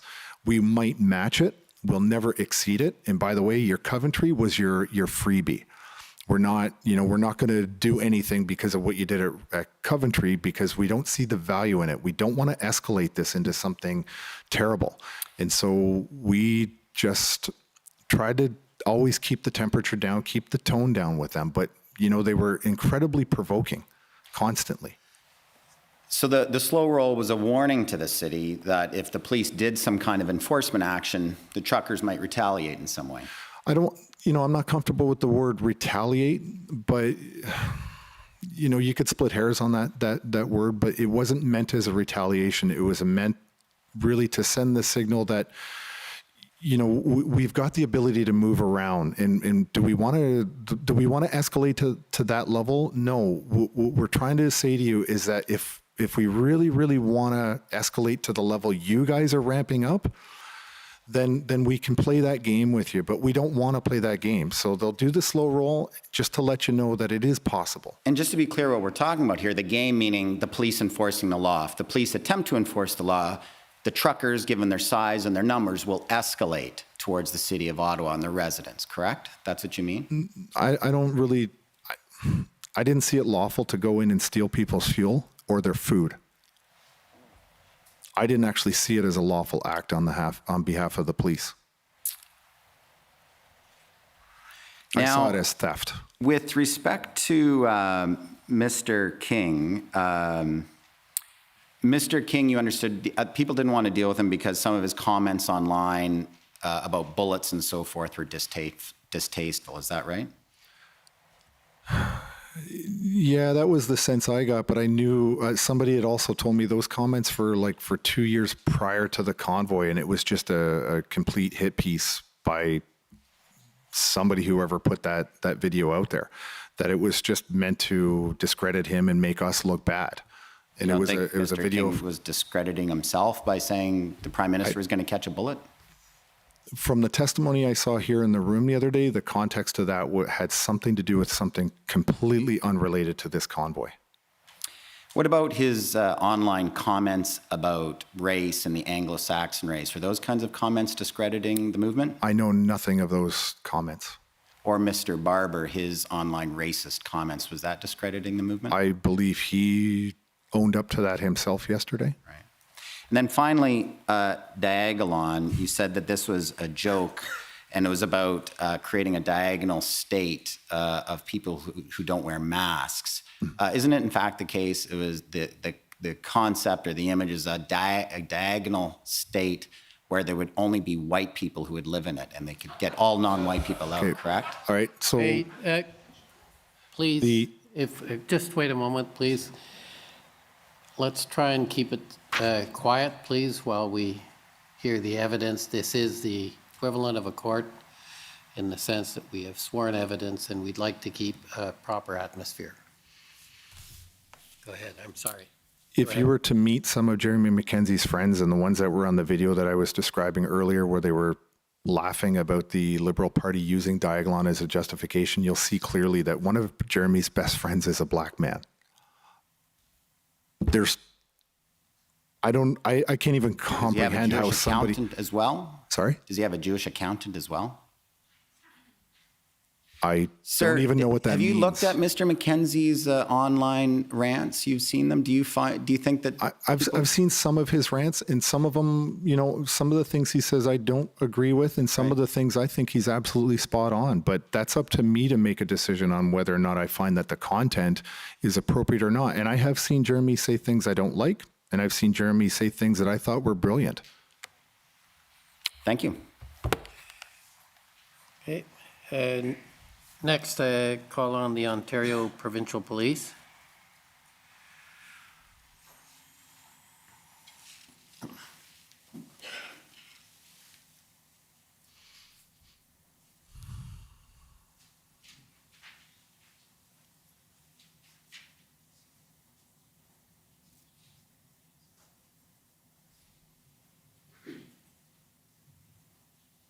Guys, for the delay, I have no questions. Okay. Next is counsel for former Chief Sloly. I'm sorry for interrupting, Mr. Commissioner, but you may have missed Ottawa Police on the list. Yes, I did. Well, we'll get back to you after. Okay, for former Chief Sloly. Commissioner, I believe my friends from the Ottawa Police Service have more time than have I, and it probably makes sense for them to go ahead if they're prepared to, if it's your pleasure. That's fine. I will concede to council's agreement. Okay, Ottawa Police Service. Good afternoon. My name is Jessica Barrow, and as you've now heard, I am counsel for the Ottawa Police Service. Yes. I just have a couple of questions, and I wonder if we can start with the document OPS 14504.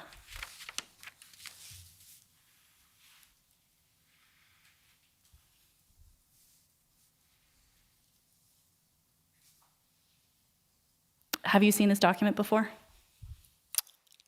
I'm not entirely sure. If you read through it, and obviously we can give you a minute, It's a document that we've heard was circulated to the protesters, and it's dated February 17th. It was circulated by the Ottawa Police Service. Okay. My recollection, I know there was a letter that was posted all over the city. I honestly never bothered to read it. I know there was something that was posted places, and I know there was 2 different colored ones, but that's the extent of my knowledge of the documents. So you testified earlier that perhaps there was a lack of clarity around whether you could be in the red zone on foot at this point, but it was your understanding that you could not be there with a vehicle. Is that correct? Do I have that correct? Well, what I meant, as in you weren't going to be able to bring in a large truck. I wasn't really thinking about it in terms of individual vehicles. I know my vehicle was there, and I got 5 parking tickets in 24 hours, and my car hadn't even moved. So I knew there was an issue with vehicles, but my mind at the time was focused on people that wanted to come to the city, came in on foot. Okay, well, let's take a look at this document then. If we could scroll to the top a little bit. It says, we want to inform you that you will face severe penalties under provincial and federal legislation if you do not cease further unlawful activity and remove your vehicle and your property immediately from all unlawful protest sites. And then if we scroll down a little, it says you may be arrested, your vehicle could be seized, a few other issues. Those delivering, if you can see at the bottom, those delivering fuel and other supplies can be charged. Persons traveling to the unlawful protest sites to participate or support the unlawful demonstration can be charged. So does that perhaps clarify the question of whether you could be there at this point in time on February 17th? Well, that's based on, a document that was posted around the city that was not actually served to me personally. So I didn't look at it. I can't really explain why I didn't look at it, but you're posting that, but I was getting different interpretation from the lawyers that were accompanying us. Right, so you're getting an interpretation from your lawyer, Yes, but and the an Ottawa interpretation police from you. are circulating information that you're choosing not to read that is telling you that if you continue to stay here, you may get arrested. Is that fair? But I vaguely even recall ever seeing it. Like I might have seen something posted in an elevator once. That's all I even remember noticing, that there was something there. And but honestly, until the violence came to the protesters from the police, I didn't see this as something that I didn't see it as something that needed to be abided by, because it was a peaceful protest, and I knew that Justice McLean had already ruled that we had a right to be there. Whether or not the Emergency Act was invoked, we're getting conflicting information from the police. We have information that I trust a lot more from our legal team, because we were dealing with pro bono lawyers. There was 5 of them that did criminal law, and we had the 2 lawyers that were on the ground with us the entire time. So we were there to do a protest, and we took the judges' word. I personally took the judge's word, as well as Keith and Eva's word, that what we were doing was lawful. And so that's how I conducted myself according to that. So I respect the fact that you may have been operating on legal advice, but I guess my question to you is, it wasn't a question of there being a lack of clarity from the Ottawa Police Service, and in fact, it was just that you disagreed with the direction of the Ottawa Police Service. At the time, I wasn't really considering that as direction, because at no time did the police actually come up to me and say that in no uncertain term. It was something that was stuck to the wall on a piece of paper. So when it stuck to the wall and then handed to me, it didn't really seem overly credible. And I don't want to say credible, but if it was so important to them, I would have thought that any one of those police liaison officers would have walked up and handed it to me and explained it to me with either a puppet show or a box of crayons so that I could understand it. But that was never the case. It was just posted on a wall. Were you aware that there was also social media posts in relation to these warnings? No. Were you monitoring the Ottawa Police Service social media? I was not. Okay. You indicated you referred to police violence. Yes. Starting on I presume on the 18th of February, correct? Yes. Yeah. And you indicated that you were watching that from your hotel room? No, I was there. Okay. I was only 15 feet away from the horses when they trampled the two people. So then you would have heard prior to the arrest taking place multiple verbal warnings from police officers indicating that if people didn't depart, they risked being arrested. Is that? No, I did not hear them verbally. The front line of police officers were extremely quiet. The front row of protesters were trying to engage the police in dialogue and to convince them to stop doing what they were doing.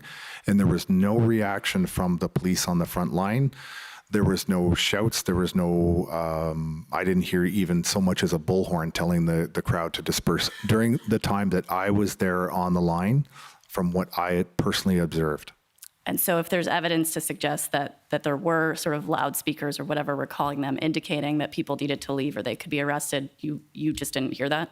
I did not hear that personally. If that's what was done, I did not personally hear that. And notwithstanding that the police were obviously present and ready to arrest those that weren't leaving, they weren't leaving, correct? They were not leaving. Okay, thank you. Those are my questions. Okay. Now, former Chief Sloly's counsel, please.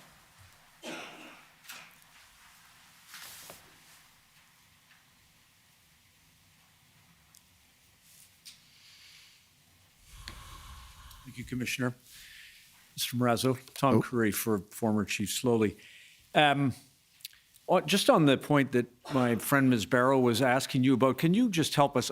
I thought I saw in the statement, we don't have to go back to it, just tell me if I've got this right, that you encouraged the protesters towards the end as this enforcement action rolled out, you encouraged protesters to leave the protest site rather than be arrested? I don't believe that to be the case. I never encouraged anyone to leave until the 19th. On the 19th, maybe I had that date wrong then. Yes. So beginning on the 19th, Yes. did you then change your approach and encourage protesters to leave rather than be arrested or dispersed? After what I saw personally in the city, the level of violence that the police had brought to the protesters, what I saw, I was so disgusted. That day, Danny Bulford had also been arrested later in the afternoon. And the following morning on the 19th, I had a meeting with the remaining people that I knew to be leaders or truck captains in my hotel room with other people. And my advice to everybody was to depart the city of Ottawa and to peacefully withdraw, but that it would have to be up to the individual owner-operators of their own vehicles. They have to decide for themselves. But our recommendation was that they left the city of Ottawa as peacefully as they could. And at 10:03 in the morning, I remember the phone call with the OPP. I notified them and I said, we will peacefully withdraw. You need to move your concrete barriers and allow us to get fuel into the trucks. And we will start making arrangements to leave as soon as possible. But that each truck driver had to make their own individual decision. And, there is a video of it. I'm sure somebody may bring it up. It was a very frustrating phone call that I had with the OPP. But I said we were recommended. It's not my proudest moment. If you do show the video, my language is terrible. But I was angry and I was frustrated, but I advised him to allow the truckers to leave. Move the concrete barriers because we couldn't get out, and allow us to get fuel because, fuel was a bit of an issue trying to get out. Right. And for the commissioner's purposes, then, do you know how many of the protesters took the advice that you gave and left voluntarily?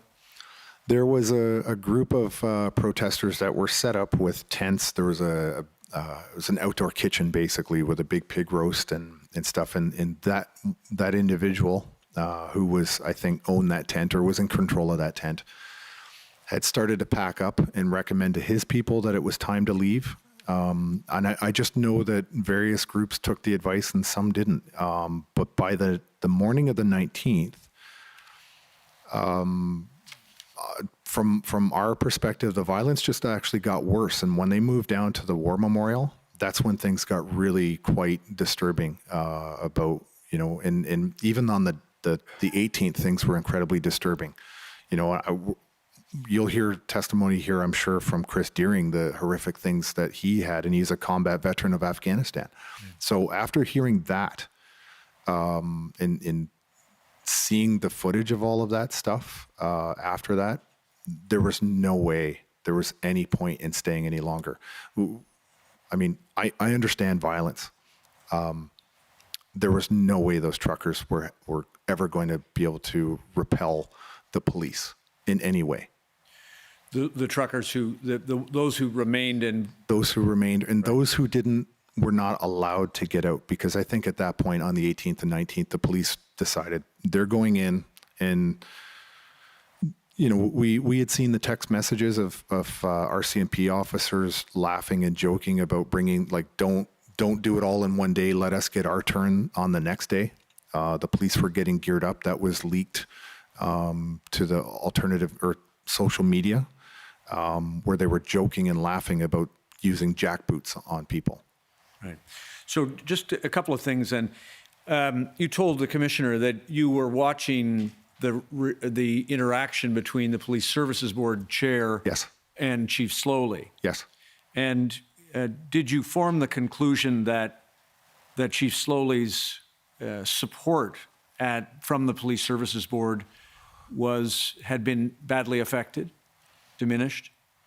It was my understanding that it is against the law for a Police Services Board to direct police operations. And from my perspective, what I was watching was her covert or very, I don't know what the word is, but Diane Dean's deep desire to start directing police operations to Chief Sloly.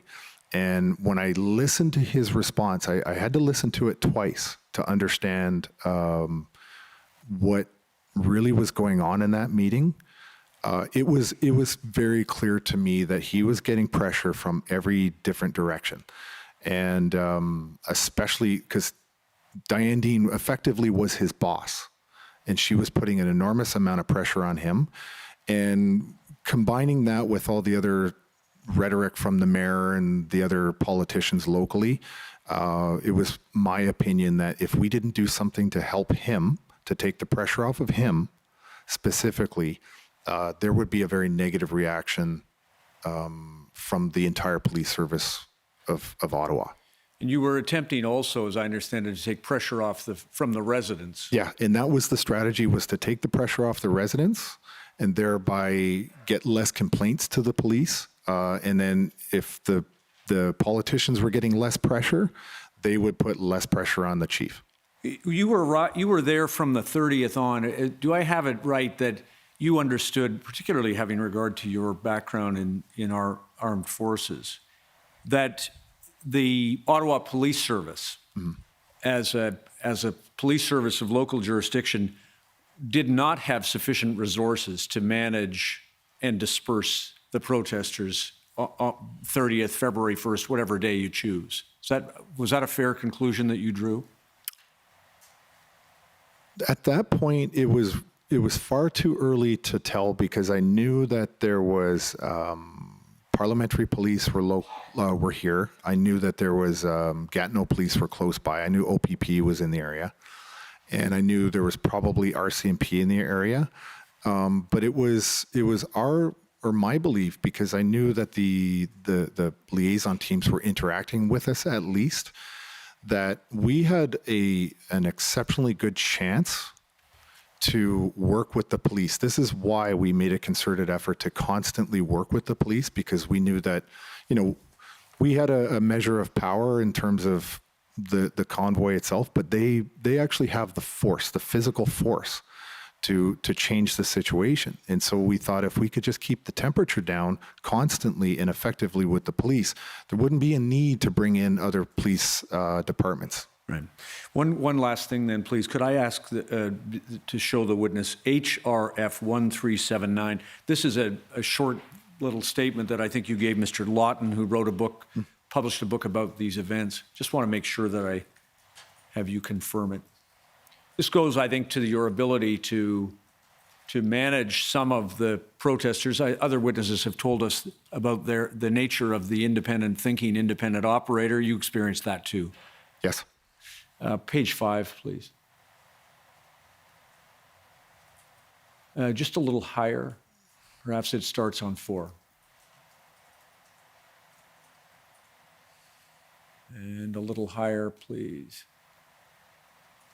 And I'm sorry, a little lower. There it is. During the meeting, do you see that? During the meeting, Yes. Marazzo and Wilson said they would try to move trucks from residential areas downtown and clear the Rideau and Sussex intersection. Police agreed to move their concrete barriers temporarily so that trucks could get onto Wellington Street.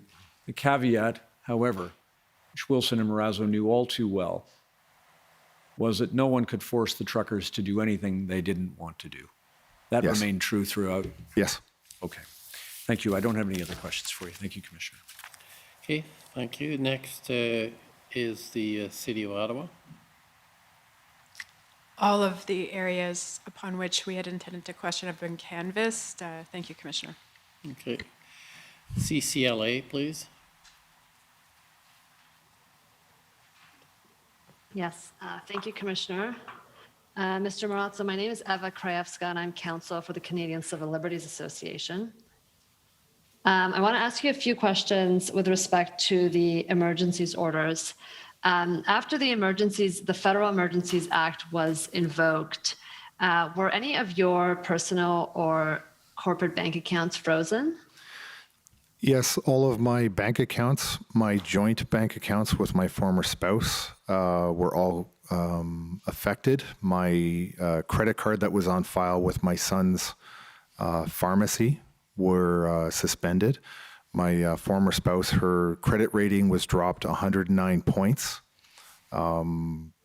Yes, so everything was frozen. I had access to no money other than cash. And so these were all your personal accounts, and not just ones that you hold individually, but also ones that you hold jointly with your Yes.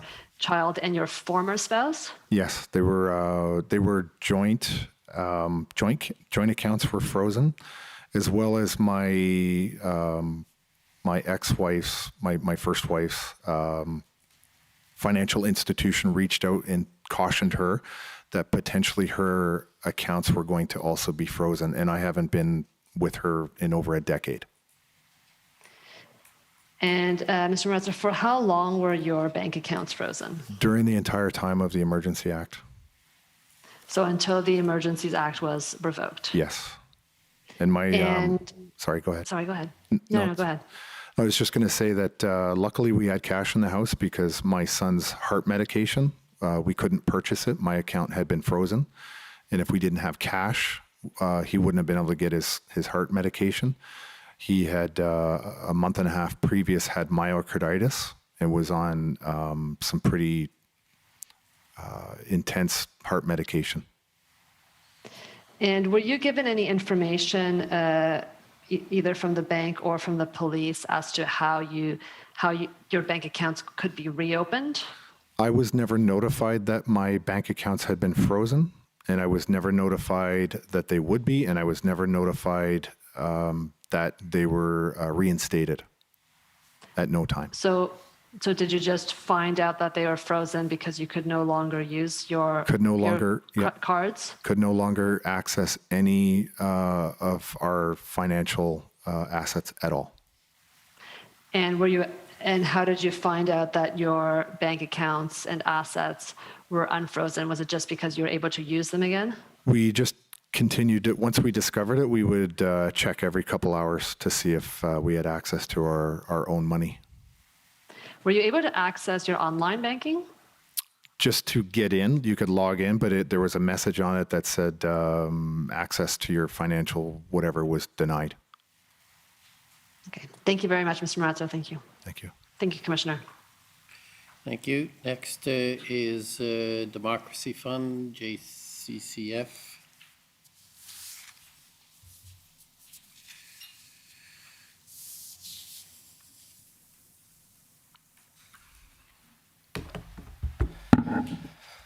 Commissioner, Mr. Marazzo, I'll be very brief today. You indicated at the beginning of your Just sorry, my for the- name's Antoine Dailly, Counsel to Citizens for Freedom. You indicated near the beginning of your testimony today that you saw things you never thought you would see in Canada, and that those things may have formed part of your motivation for your participation in the convoy. Yes. Is that a reference to abuses of power? And what are some of those things that you saw that you never thought you would see? Well, the biggest thing for me, which was incredible, was that informed consent was being absolutely ignored. This is like prior. Are you talking about prior to the convoy, or Just the things you saw that you never thought you would see, which motivated you to participate?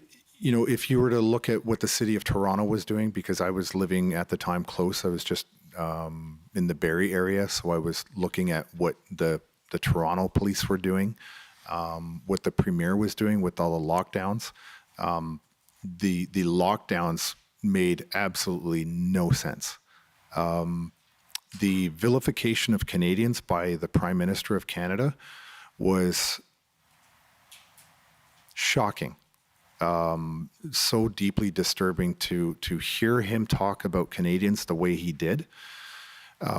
That's just one of the examples. Premier Doug Ford in the rhetoric that he had. And the other big thing for me, which was really, really shocking to me, was that they did not exercise or use Emergency Management Ontario to manage this entire pandemic for this province.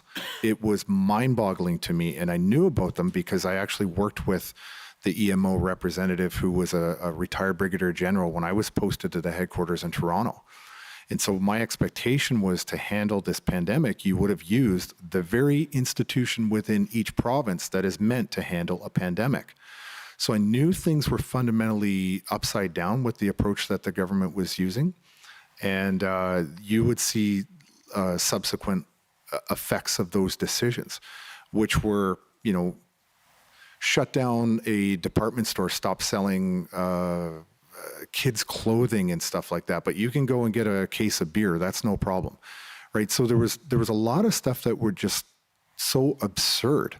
And cumulatively, after a while, that starts to build up this amount of anxiety and fear. And I know a lot of people that I was talking to, especially when I was campaigning, were recounting their time during all the lockdowns. And they felt the same fear that I did of the police, which was really unusual. I didn't want to go out in public because, honestly, I thought that I was going to be, it would take nothing for the police to come for any infraction and start arresting people for the most bizarre things. I mean, we saw a year and a half ago, 2 Calgary police officers pointed a taser and threatened to arrest a young kid who was playing hockey out in Calgary. And the next day, police on guard went public because there were law enforcement in this country that were just appalled by what was going on in this country. And they decided to, start becoming public and defending what they thought was massive breaches of the charter, which they spend their whole careers defending the charter. And so when the police started to push back through organizations like Police on Guard or later on Mounties for Freedom, when the police started to push back, that was a sign that things had really, really gone off the rails for me. So cumulatively, there were just too many things to ignore in this society right now. But I think the worst thing for me was when the convoy was rolling through and I wasn't part of it, the statements coming from the Prime Minister of this country were terrifying, disgusting, just unbecoming of a Prime Minister of a country, of people that actually voted him in to represent, and he was acting like he was a king. And it was appalling. And it's certainly not what I joined the Canadian military to defend. Nothing of the sort. So I just didn't know how we could possibly call ourselves a free country anymore if our Prime Minister was allowed to get away with the rhetoric he was getting away with. And nobody stood up until the truckers. All right. Well, thank you, and thank you for your service. Thank you. Okay, next is the convoy organizers. Good afternoon, Mr. Commissioner. Bathsheba Vandenberg for Freedom Corp and the protesters. We have no questions for Mr. Marazzo. Thank you. Thank you. Any re-examination? Yes, Commissioner, just one area. Mr. Marazzo, you were asked a few questions with respect to Mr. Jeremy McKenzie. Yes, sir. Did you know of Mr. McKenzie prior to coming to Ottawa? Just from what I saw on his social media short videos, that's all. Had you ever met him prior to coming to Ottawa? No. Were you aware that he was also a former Canadian Forces member? Yes, I was, which was one of the reasons why I followed him. Did you know that Mr. McKenzie was in Ottawa at certain times during the protests? I did. Did you ever interact with Mr. McKenzie in Ottawa? Not physically. I phoned him on 2 occasions, and I had a couple of text messages with him back and forth. Do you still have those text messages? I don't believe I do. I'm on a different phone, and they were just basically hi, it's Tom. I want to have a phone call with you. I've had 2 phone calls with him during the time that I was in Ottawa. And you described, I think, one of the phone calls. What was discussed on the other one? The first one was, I actually, now that I think about it, somebody that I knew had Jeremy's contact info, and they reached out and said, I just wanted to meet him. Because to be honest, at the time, I was just a fan of what he was doing on his podcasts. I knew there was a veteran in town, and I kind of wanted to get his thoughts. We had a conversation, reminisced about both being posted to CFP Petawawa. But then later on, the next phone call was when I saw the video of him laughing about the what was going on in Parliament regarding Diagon. I just called him and I said, "Tell me everything there is to know about Diagon, because we may get asked about it, and I'm just curious." Who gave you Mr. McKenzie's phone number? I honestly don't know. That is somebody that I probably met when I first got to Ottawa, and I did not know any single person. I never met even James Botter until I stepped into the conference or into the lobby of the ARC, and he brought me into the conference room. So I don't even know who gave me his phone number. How did you know the person might have Mr. McKenzie's phone number? It's a good question. The only thing I can remember, it was a female that gave me the phone number, and I can't remember how they came to have his number. Did you ever have any communications or contact with anyone who was protesting or was in Coutts, Alberta, while you were in Ottawa? In Coutts, no, I had no communication with anyone in Coutts. Did you have any communication with anyone at any of the other protest locations in Canada? There was one message that somehow came through either text or email from somebody that was in Windsor, and I don't know who this person was. I know they were in Windsor, and my only reaction was, whatever you do, make sure you keep at least one lane open across that bridge so that there can be traffic going back and forth. Do you still have a copy of that message? I don't believe I do. And because I don't even know who the person was,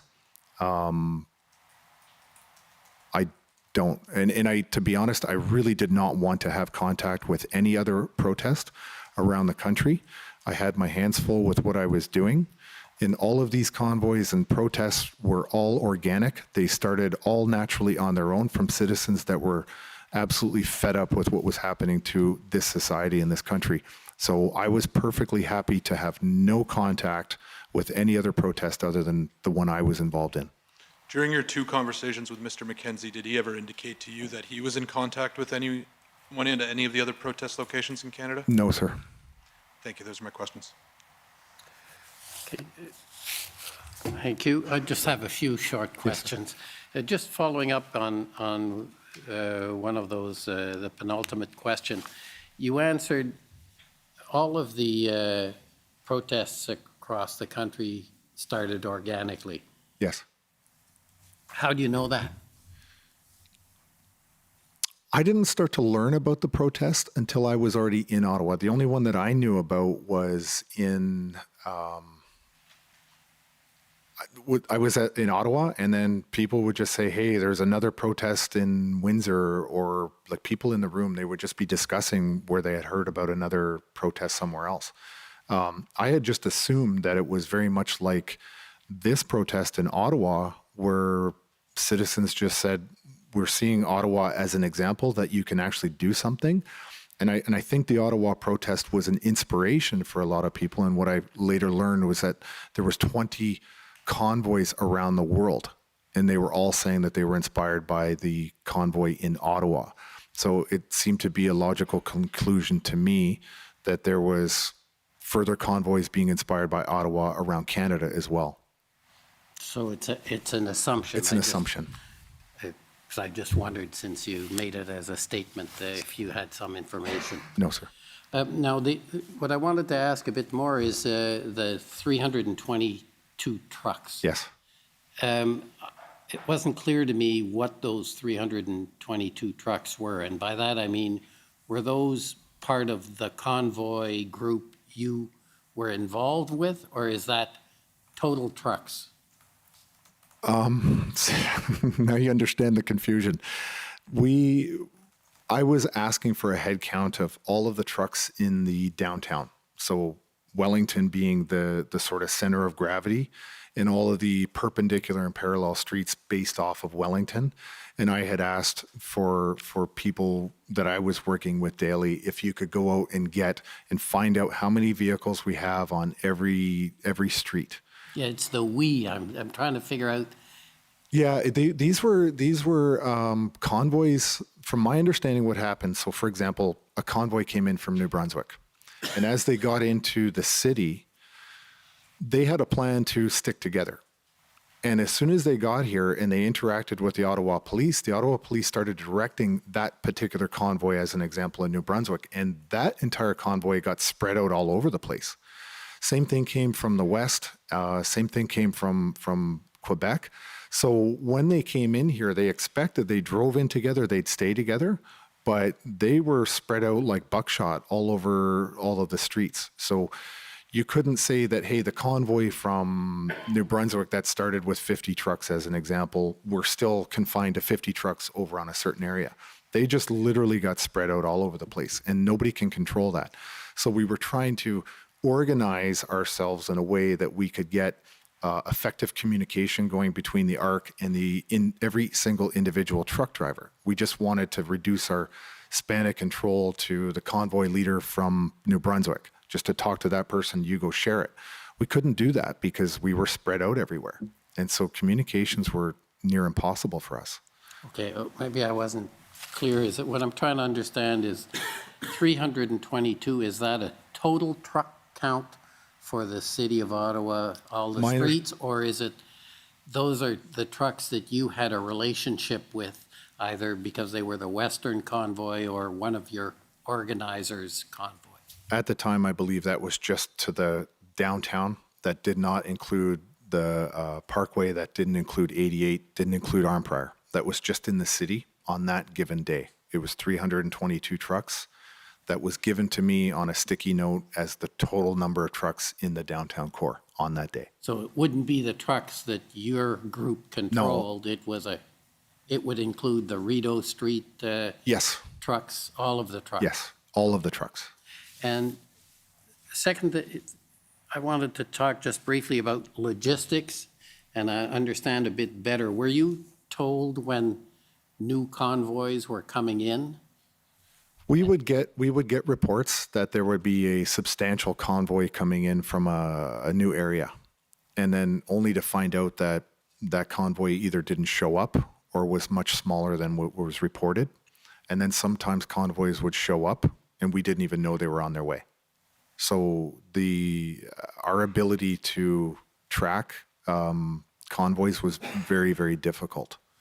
So there's really no clear answer as to that question, unfortunately.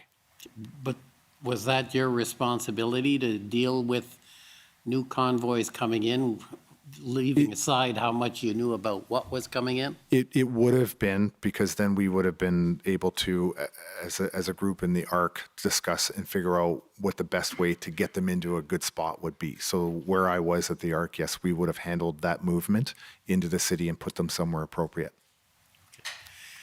And that continued, or how long did that continue, where trucks were coming in and you would direct them to where to go? I would say that was probably about the first week and a half that I would be involved in that kind of those discussions. But my role started to evolve, and so after I brought in a couple of people, one individual who was another military officer, once I brought him in, I kind of handed that off, and then I worked more strategically with Keith and Eva to do different things. So really about a week and a half max. And finally, with respect to those convoys coming in, which convoys would you end up being involved with and which would you not be involved with, or was that a sort of a hazard? For me, only the ones that were coming directly into the city. I wasn't involved in the ones going to Arnprior or 88 or to the Parkway. I was only involved in the ones in the downtown core. But I guess I'm trying to understand, were you somehow have an official, how would convoys know that you will direct the convoy rather than the police, for example? We would go through truck captains, and we also had people that were in the ARC that would go out and try to meet with them and sort of direct, create that contact between them and then guide them in where we wanted them or where we could find space for them. So it wasn't necessarily you who would guide I would them not. in? No, I basically was, I rarely got out of the ARC. Not many occasions could I detach myself from the ARC. And when you did, or your delegates do that? Yes. Would it be with the police or as opposed to despite or contrary to police instructions? If there was an opportunity to involve the police, we would have always sought to do that, yes. Okay, thank you very much. Thank you. So we're going to take the morning break, or the afternoon break, make the same mistake as yesterday. So we'll take the afternoon break, 15 minutes, and then we'll come back with our final witness for today. The commission is in recess for 15 minutes. La commission levée pour 15 minutes. That's for 15 days. How you doing? Doing fine, no problem. I heard you're in a hotel. Yes, I am. Yeah, it's actually a nice place to be set up. Much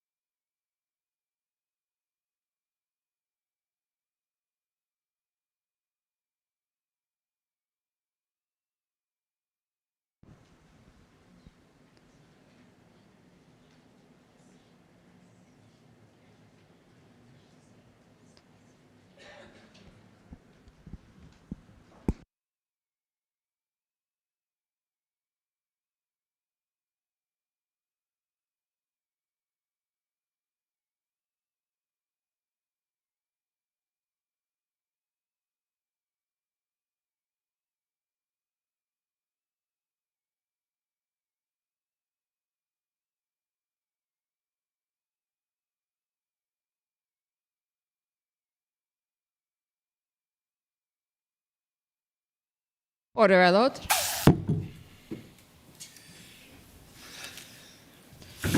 The commission is reconvened. La commission reprend. Jeffrey Leon, co-lead Commission Counsel. The next witness is Patrick King, and he is here with his counsel, Natasha Calvino. Good afternoon. Good afternoon, Ms. Calvino. Thank you for having me. I am counsel for Mr. King on his criminal charges. I'm sure the commission is aware my client is still facing a number of criminal charges there's a publication ban on, and there's trial dates have been set, and they're currently still before the courts. Mr. King is here today as he was compelled to by virtue of his subpoena, and he has answered to that subpoena.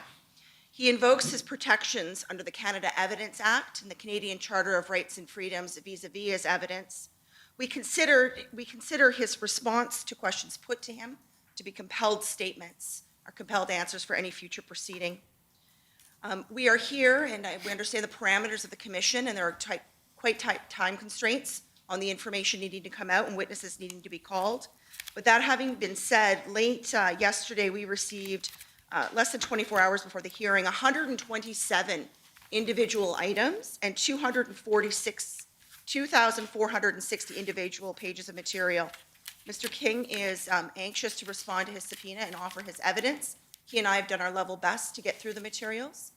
There may become a point in time where he may need some guidance from me, or we might need a bit of time to review something, because we've done the best that we can, but we weren't able to get through all of it. And I would ask for the court's or the commission's indulgence if we get to that point, but I hope we don't, and Mr. King is available to testify. Thank you, sir. Okay, well, thank you. Yes, understand about the subpoena and the protections. That's obviously provided, and we do appreciate that it is sometimes challenging to deal with the documentation. I think you would have a lot of sympathy from the parties and the Commission Council, so I understand that, and we've been very accommodating as required. And certainly if there's something, please provide some sort of an indication and we can sort it out. Thank you very much, Mr. Commissioner. Okay, go ahead. Thank you. Mr. King. He has to be sworn. Mr. King, will you swear on a religious document or do you wish to affirm? I'd like to swear on a Bible, please.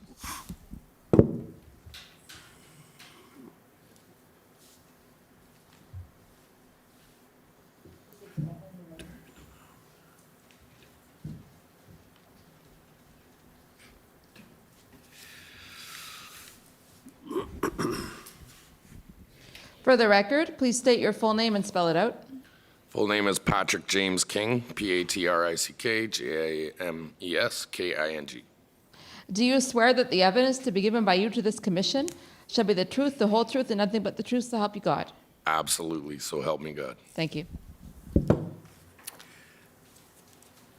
Mr. King, just to follow on what your counsel has just said, if at any time during my questioning you need time to review a document, don't hesitate to ask. Thank you. And I'm going to be asking you questions to give you an opportunity to explain to the Commissioner your involvement in the Freedom Convoy, and also to give you a chance to respond to some of the evidence that's been led before the Commission.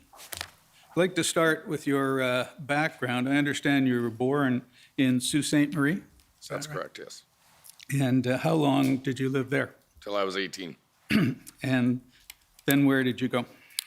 I moved out to Alberta where there was work, and I've been living in Red Deer, Alberta ever since. And what sort of work do you do? Oh boy, I started out 22 years oil and gas, worked my way up from a roughneck all the way up to a driller, to a frontline supervisor, to a flow completions specialist. And then I went back to university and I got my degree in occupational health, safety, and environment, 3-year degree from the University of Alberta. From there, I took a position as a health and safety manager, admin, and I would look after upstream oil and gas manufacturing.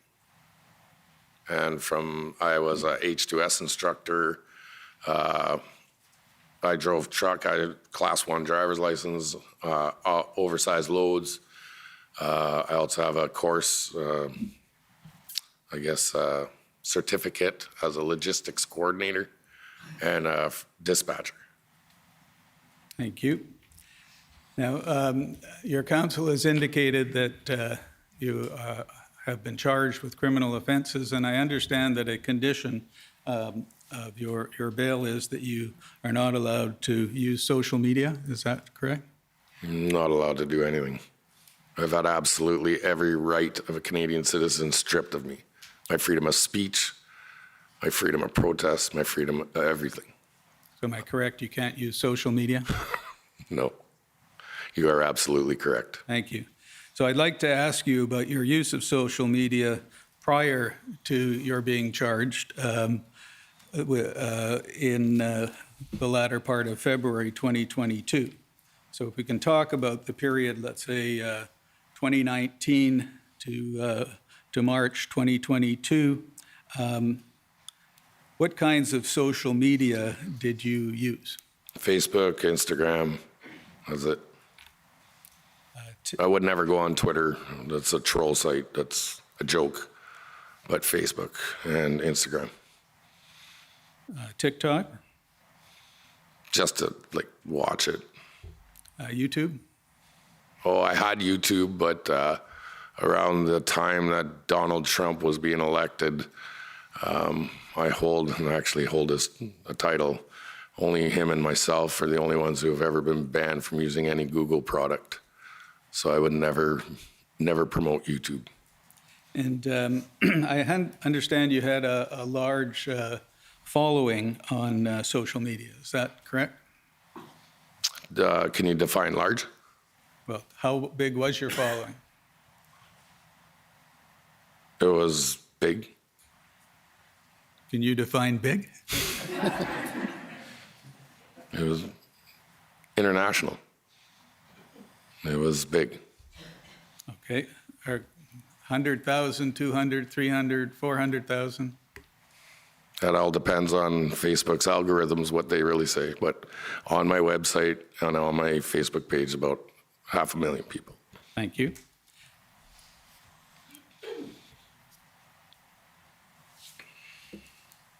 And I understand on Facebook you would host live events. Is that correct? I would do podcasts and I would do media. And I'd catch interactions in real time for basically just to show it in reality, and not some distorted mainstream media view. I'd show you what it was like in the real time. And I understand in 2019, you were involved in a convoy called United We Roll. Yes, sir. Is that correct? Yes, sir. And that was a protest over some oil and gas issues? That was a protest over Bill C-69 and C-48, which is the anti-pipeline and the anti-harbor moratorium, of which, when we came to Ottawa, we were successful. They reopened all the contracts after, and actually, since I've been incarcerated, as of June 2022, both those bills have been scrapped because they have been deemed unconstitutional. And Alberta finally got our pipelines, and we're finally back to work again. And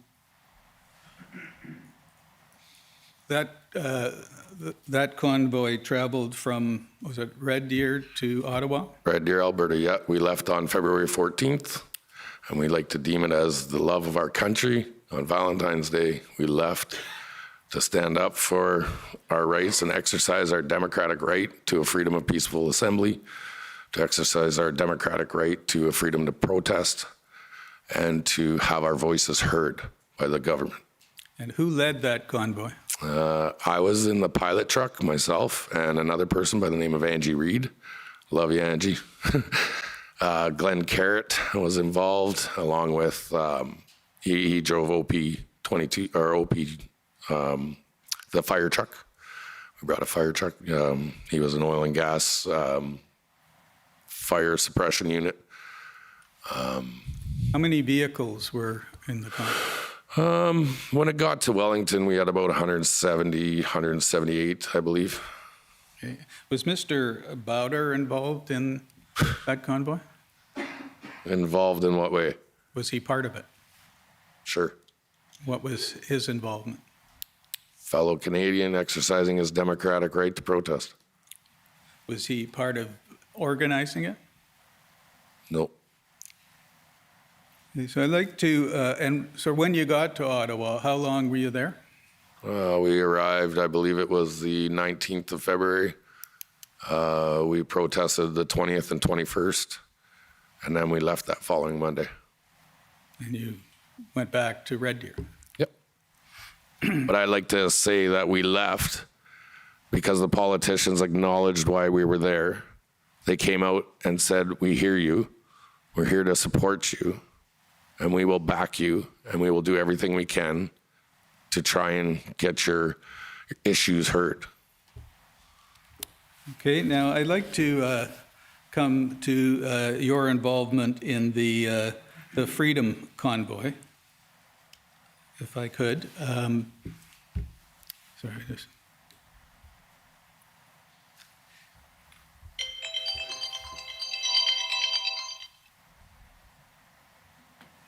Trying to keep track of the time, but I won't. Doesn't seem to be working. How did you first get in? How did you first get involved in the Freedom Convoy? Well, I'd already been social media. I'd already been doing my stuff that I always do, and I had happened to see some people that were talking about the trucking industry and how they were about to be affected. And I know that our truckers here in Canada are the backbone of the economy in Canada. They move the freight. Their importance is very under, basically they're forgotten. They're kind of, yeah, they're a trucker, whatever, a trucker. But I knew the importance that if you stopped the trucking industry within 72 hours, you'll be brother on brother for a loaf of bread. And when they started to hit the truck drivers, and these guys have already been working diligently throughout this nonsense, we've seen it as a direct attack against the Canadian economy. And not only a direct attack against the Canadian economy, but a direct attack to truckers are the guys that want to be left alone. They want to work in their trucks. They want to go do their job independently. Leave us alone. We won't create a stir. We won't cause a problem. We'll pay our taxes. And felt like they needed a voice. Did somebody contact you and ask you to get involved? Nope. What did you do to get involved? Well, I reached out to a few people and I asked if they'd like to, let's talk about it. Who did you reach out to? I reached out to Chris Barber, Bridget Belton. I reached out to, basically them, those two. And I said, I'd love to have you on my show. And I really think what you guys are wanting to do, I can be an asset because I've done this before back in 2019, and I can help you out in any way possible. And am I correct that you then had a Facebook Live event on January, was it 13, 2022? If that's the date that you have, yes. And as you, Mr. Barber, Ms. Belton, and I understand James Bowder were all on part of that. That's correct, yeah. And I gotta say there's people involved, but I've had my social media stripped. I've had all my videos gone. I can't recollect who was all there, but that sounds very close to who was there. I think there were some other people that were involved too. I think Dave Steenberg was one. There was a couple, I think Joe Jensen was one. There was a few people, yeah. And during that event, you talked about the plan for a freedom convoy with those people who were with you? Well, we had thrown the idea around. We had said, you guys really want to do this? And they're like, yeah, we should do this. And I said, okay. Well, I'll do everything I can to help you. I'll give you the platform. I'll give you the voice. I'll not allow, but I'd like to help you because I see what you're doing is absolutely prophetic. Finally, the hardworking, blue-collared people of Canada were going to stand up. And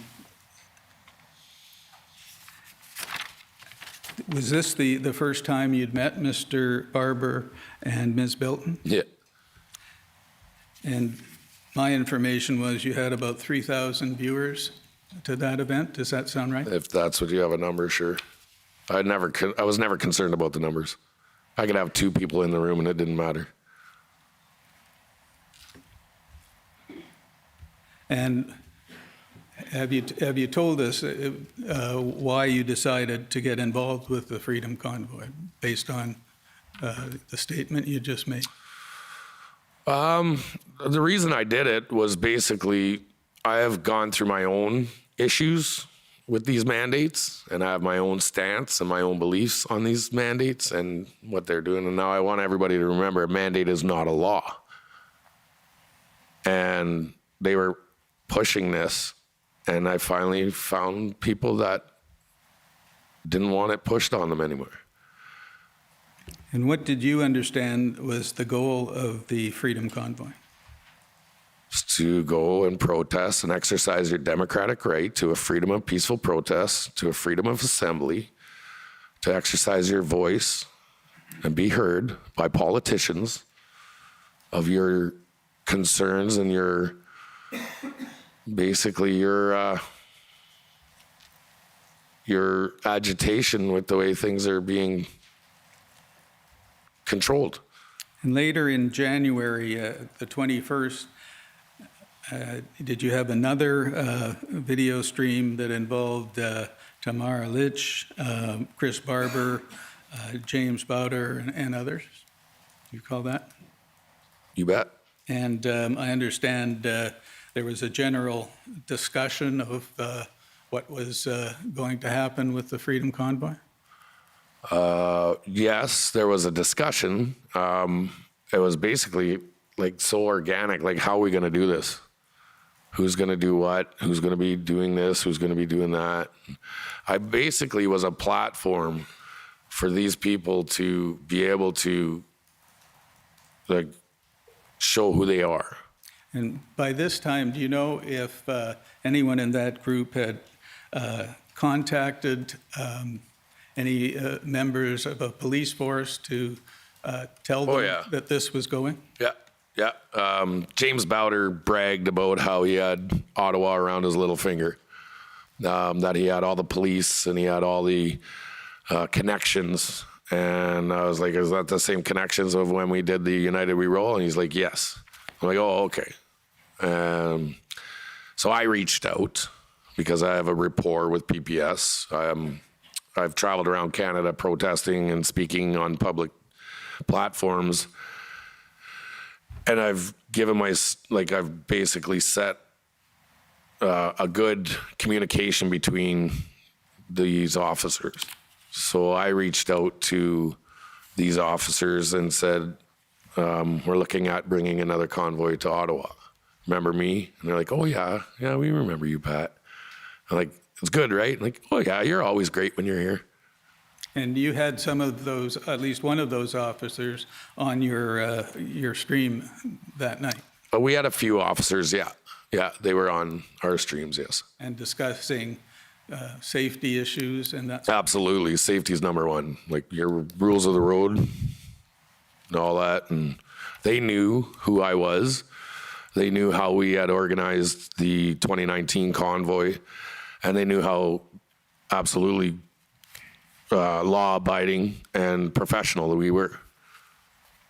And you traveled to Ottawa with the western leg of the convoy? Yes, sir. And what type of vehicle were you driving? I wasn't driving. I had somebody who was driving our motorhome, and I sat passenger in the motorhome. And where did you join up with the convoy? I joined up with the main convoy in Calgary. Now, Clerk, can you please bring up HRF 401221?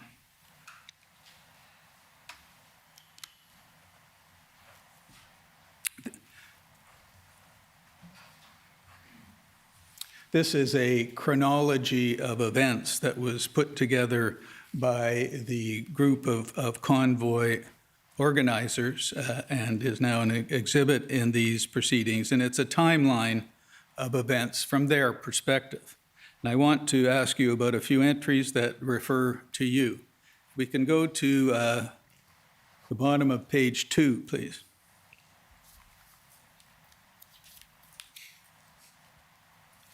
You see there, January 24, Chris Barber and Tamara Leach meet, and then concerns Pat King expressed. And Tamara and Chris discuss concern about Pat King after viewing a tweet with a video making reference to bullets. Chris agreed perhaps Pat should be sent home, but there was concern about the trucks Pat brought with him. Talked to Pat about the tweet, and he stated the video was an old one about an issue on a reserve and had been heavily edited to make it appear as though it was regarding the convoy. Following captain's meeting, everyone expressed concern about Pat King's involvement, and the decision was made to talk to Pat about in the coming days and request he not attend in Ottawa. Do you remember that conversation? No, I do not. Do you deny it happened? Yes. I'm not the one. They're discussing their concerns. That wasn't what I asked you. I'm saying, did the conversation happen, sir? No. The conversation came up of, hey, there's a tweet out there. I said, don't worry about it. Okay, can we go to page 3 of this document? I'd like to give a little bit of an explanation there. The explanation is I have been absolutely harassed. I've been absolutely defamed, character assassination by a certain group, and they edit videos and they cut and splice and they take 10 seconds here and they blow it out of proportion. And I've been dealing with this for years. I will give you an opportunity. I'm going to show you some of the videos, and I'll give you an absolutely. I opportunity can't wait. to comment on them. I've been waiting for years to tell you guys how these videos are. So on page 3, you'll see under January 26, concerns Pat King raised. Pat King was on the radio annoying others, had tried to pull in front of everyone with his motorhome, but was eventually set back to the back of the convoy. Everyone was concerned about Pat's involvement, and plans were made to talk to him in the evening when they arrived in Thunder Bay. Unfortunately, Pat did not stick around, but continued to Sault Ste. Marie, so no one had a chance to speak to him. Nope. Were you aware that that had happened? I was one of the lead vehicles from Calgary all the way to Kenora. When we got to Kenora, I was in the front.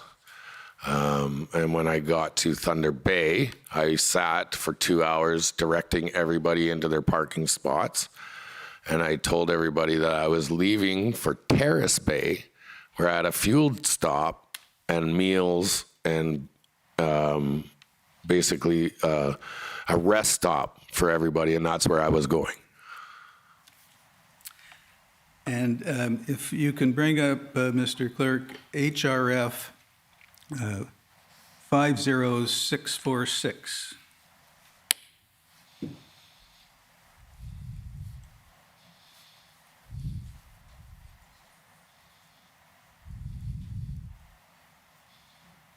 And again, this is a document that's been provided by the Freedom Convoy, and it appears to be a summary of a conversation between you and Tamara Leach. Do you recall having a conversation with Ms. Leach on January 28th? Yep. And did she request that you not attend in Ottawa? No. What was happening is we were at a rest stop. I said, oh my God, this has gotten big. I said, I'm getting death threats and I might need security when I'm in Ottawa. And I said, this got way bigger. And I may have said this little part here where about the organizing thing, but then I checked myself right away and I realized Tamara said, whoa, it's not all about you. And I'm like, you're right. You're absolutely right. Okay. But that comment at the bottom, check your fucking ego, that never happened. Thank you. Now, you proceeded on to Ottawa? Absolutely. Now, were you familiar with an organization called Adopt a Trucker program? Or a program, Adopt a Trucker? Yep. And can we put up, please, COM 50571?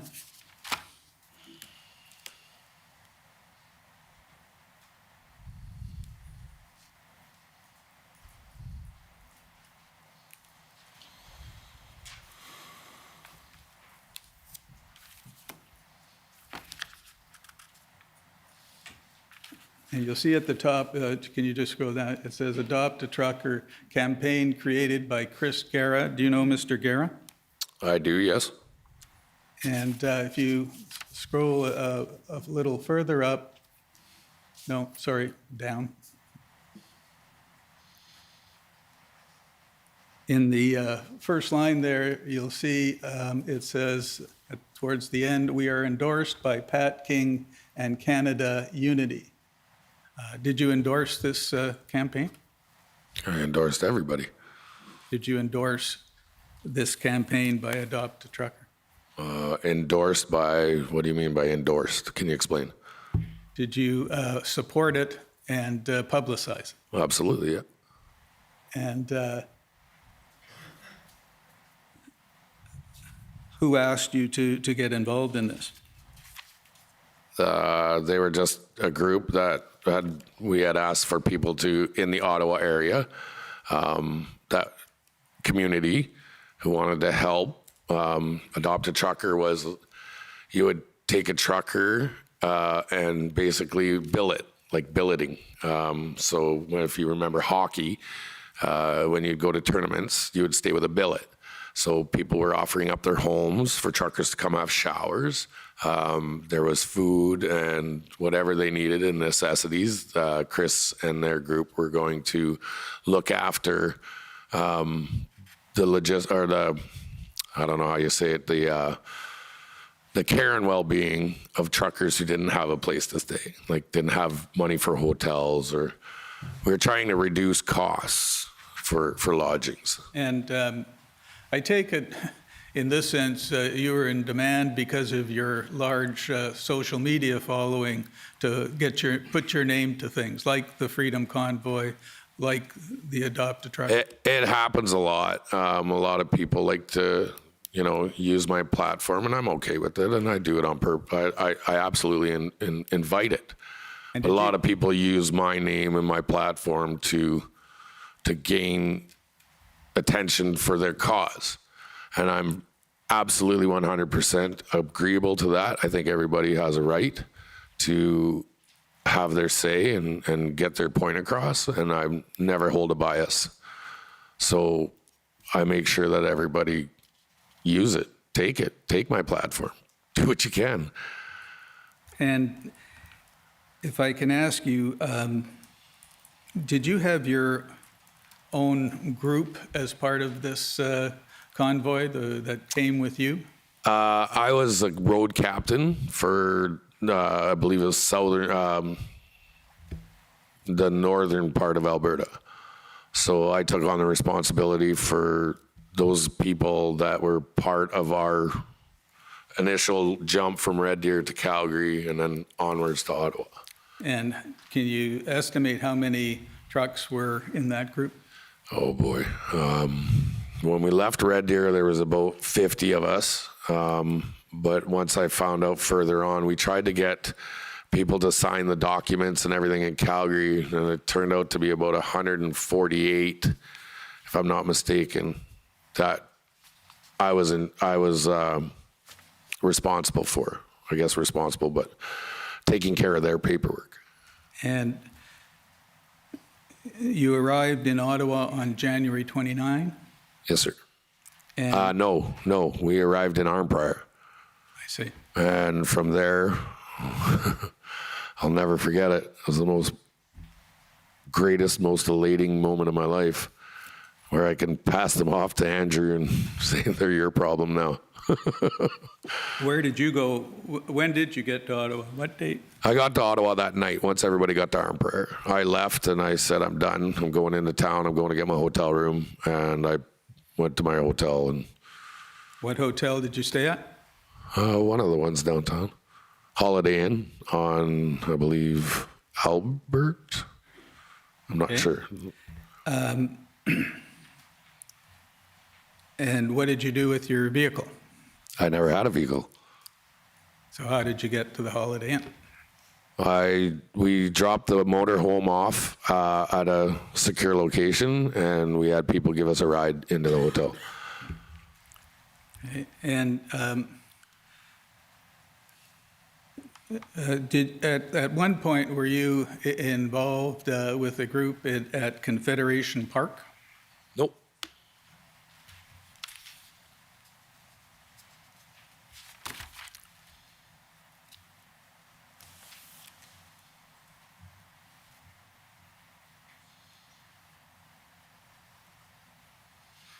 Now, I want to move forward to February 12th. And on that date, did you learn that an agreement had been reached with the mayor of Ottawa to move trucks out of residential areas and onto Wellington Street? I heard that was the plan. And who did you hear that from? Just from other road captains and people that were I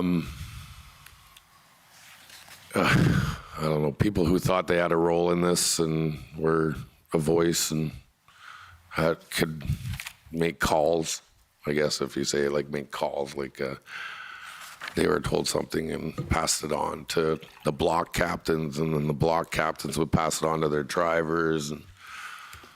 And so, did you agree with that idea? Sure, whatever you want. I was here to help in any way they needed me. Mr. Clerk, could you put up a video? It's COM 50881. And I understand this is a video you published on YouTube. I don't have February YouTube. 13th. I wouldn't have put it on YouTube. I don't have YouTube. Well, let's see if it's you. Other people can post things on YouTube. Hey guys, we got a quick one out here for you all right now. Just been informed that while the counter protesters were involved, there were groups of them going around giving letters out saying that the convoy needs to move. They've made an agreement. It's a lie. It's a lie. Break, break, break, break, break, break. Get this out everywhere. Get this to every person out there. Just come down from the top. They've gone out and spread letters to the truckers. Truckers, in your trucks, do not move. Do not leave. There is no letter going out. There is no letter going around. This was part of the counter protesters shit. What they did, it's all a lie. Do not leave Ottawa. Do not back your trucks out. Do not leave the residential areas. You are good to go. Stand your ground. That's it. That's all. Stand your ground. Stand your ground. Hold the line, you guys. Counter protesters went out. They passed out letters. They acted like they knew what was going on. They acted like they knew what was happening, and they acted like participants in this. They weren't. It was part of the counter protest. Do not believe it.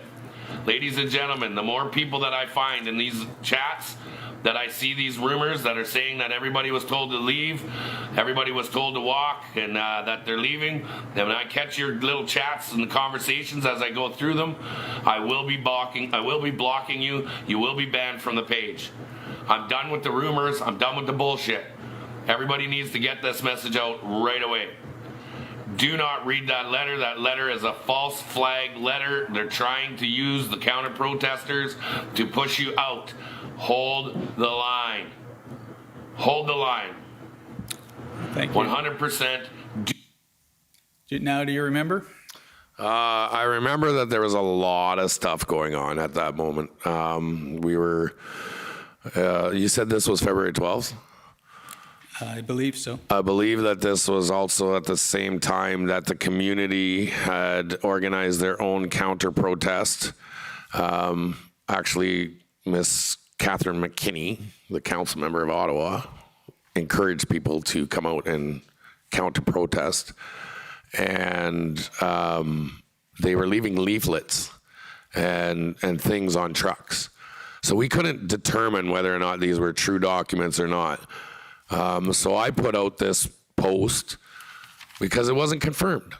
And there was no letterhead, there was no signature, there was no notoriety of who it came from. So I would assume that if the city council or Ottawa was going to make this leaflet and pass it out, somebody would have put their name on it to give it some clout, to give it some importance. Later on, we found out that these were asked to move, and then we said, okay.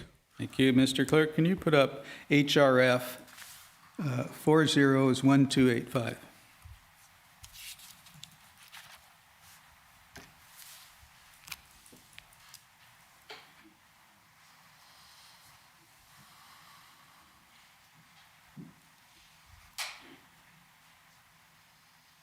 Now, I understand this was the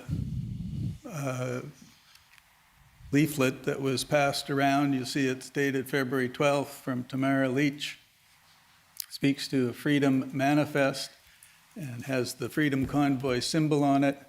And can you scroll, please? And you'll see there, the last two paragraphs, it talks about repositioning the trucks, and we'll plan to start repositioning on Monday to consolidate the protest. Now, that the document you saw? I never saw this, no. But do you remember what the document looked like that you did see? It was a leaflet from the mayor or something like that. I might be confused on this. I've never seen this. Okay. Now, while you were in Ottawa, were you involved with a group of trucks that went out to the airport? Yep. And you did slow rolls around the airport? We went for a ride, yeah. Well, how long were you at the airport? An hour, 2 hours. And were you doing slow rolls around the airport? We were abiding by the law, by the rules of the road. We did the speed limit. We did not impede emergency traffic. We just went for a cruise. What was the purpose in your going? We were bored.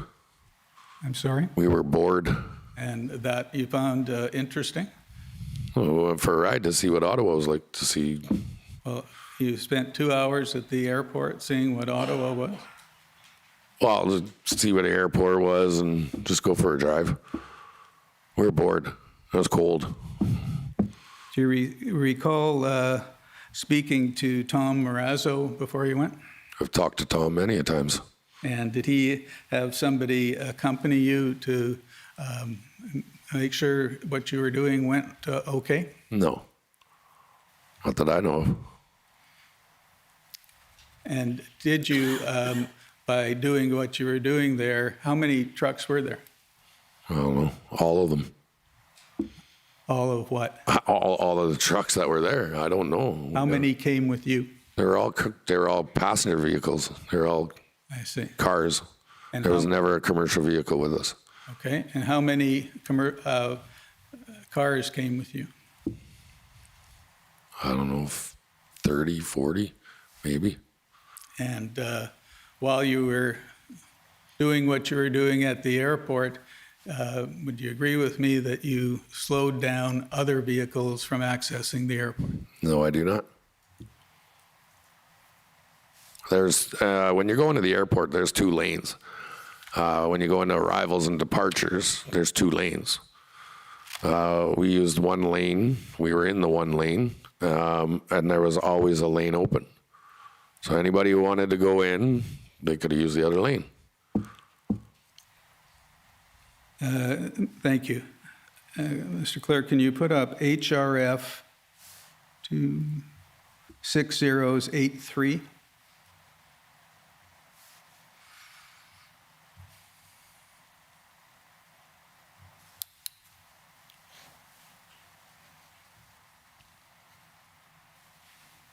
And this is, again, sorry, can you scroll the other way? You'll see it's on the Freedom Convoy letterhead, February 17th, reaffirming its commitment to peaceful demonstration. And if we go to look at the second paragraph, we do not support any form of hateful rhetoric, divisive comments, or calls for violence. We explicitly condemn anything of that nature. So let us be clear, we are a peaceful and lawful demonstration. We have heard about inappropriate comments being made by Pat King. Pat King does not speak for us. We expressly condemn any talk of violence from him or others. Pat King has the right, like every other Canadian citizen, to protest peacefully. Do you remember seeing this? Never saw it, but I heard about it. I knew about it. And do you know what they're referring to when they say? Well, the reason is, and I'm going to say it straight up, and I'm going to have to give a little bit of a brief background to this. I've been chasing the government and exposing a lot of stuff of the overreach, the financial and economic hardships that have been happening. I have in my possession the document of the non-disclosure agreement between a young juvenile and a certain specific member of parliament. And when doing so, exposing also the $42 billion infrastructure project that was stolen out of Alberta's hands and handed over to the Chinese government, and the implementation of Chinese soldiers on Canadian soil.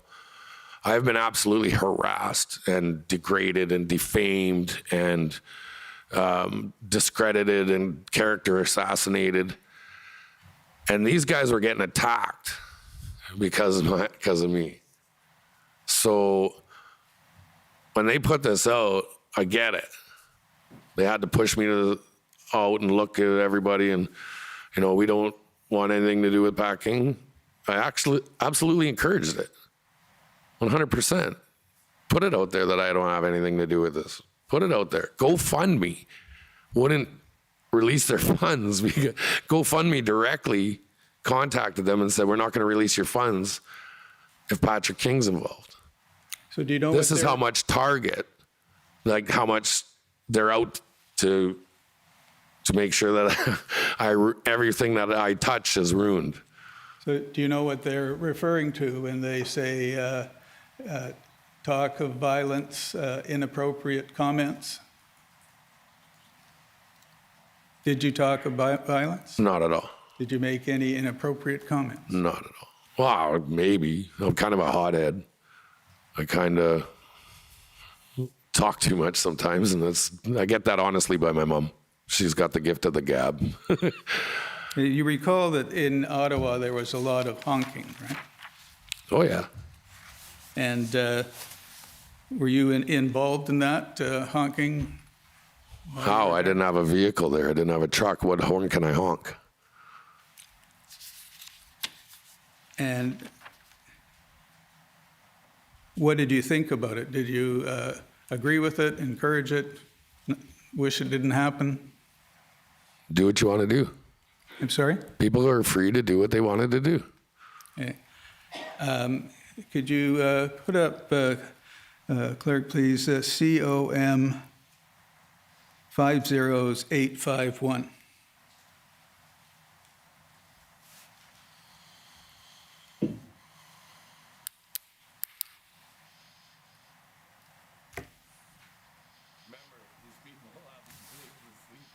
Remember, these people haven't been able to sleep for 10 days. Can you try starting it again, please? It's kind of funny, I'm not gonna lie. Remember, these people haven't been able to sleep for 10 days. Okay? It's kind of funny, I'm not gonna lie. I'm not gonna lie. It's pretty hilarious. That you? Of course. And that's what you thought, that it was hilarious that people couldn't sleep?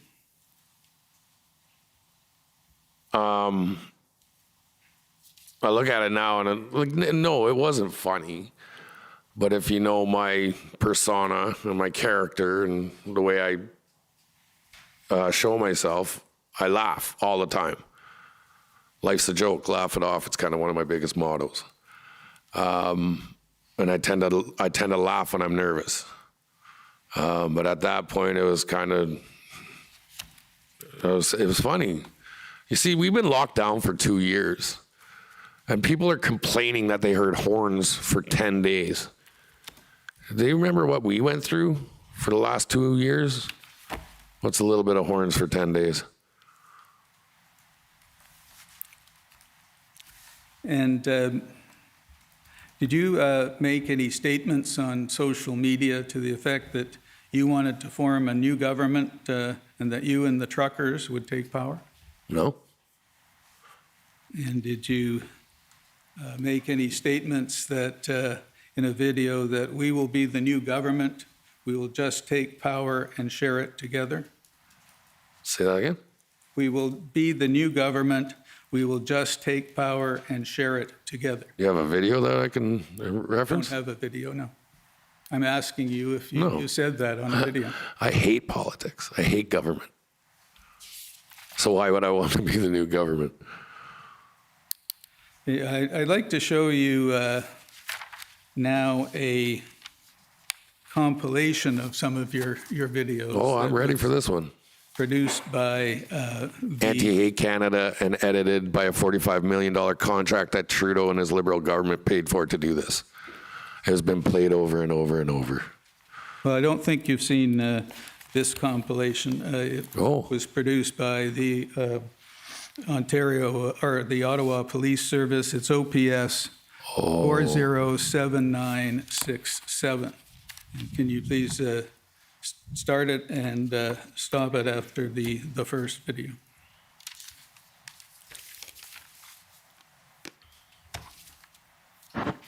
Trudeau, someone's gonna make you catch a bullet one day.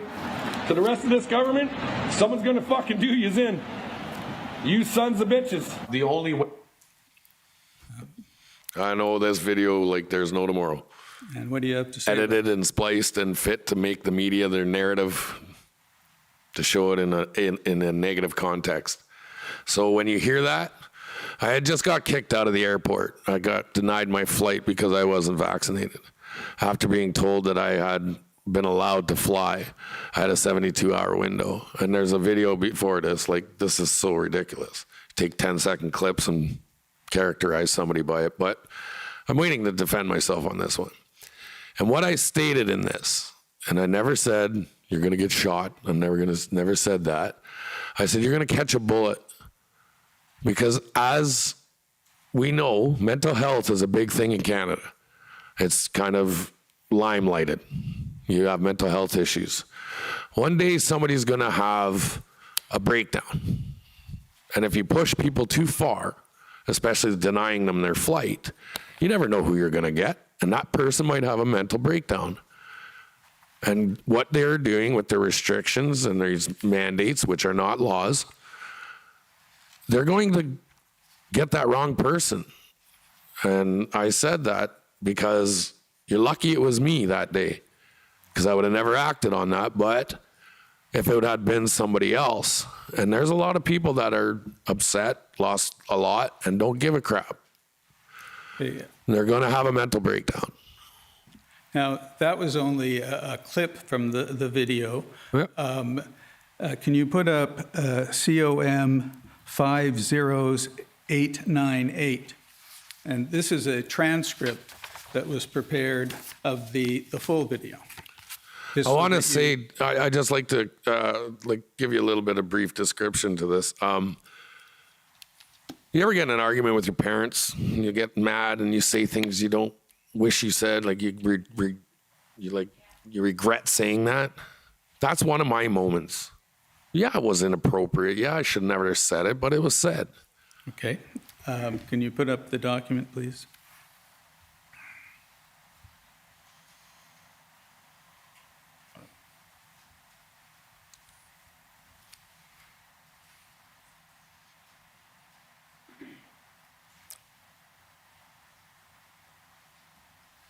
And you see there's the part that we saw. The only way that I'm going to say it out loud, the only way that this is going to be solved is with bullets.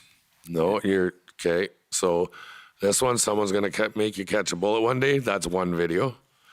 What you've done is you've put another video in there and said this part, and this part needs some major clarity. Okay, because it's please. been edited and fit to make the narrative out like I'm some kind of loony and radical. But what it was is... Can I just stop you for a second? I want to just go through this whole statement, and then I'll let you speak to it. If we go down to the next paragraph, you might want to change your name to Ishmael or drop a bunch of chains down the stairs and call yourself Chong Ching Ching Chang. Now you want to say the Indian culture and everything, the natives' culture is a disgrace. It is 100%.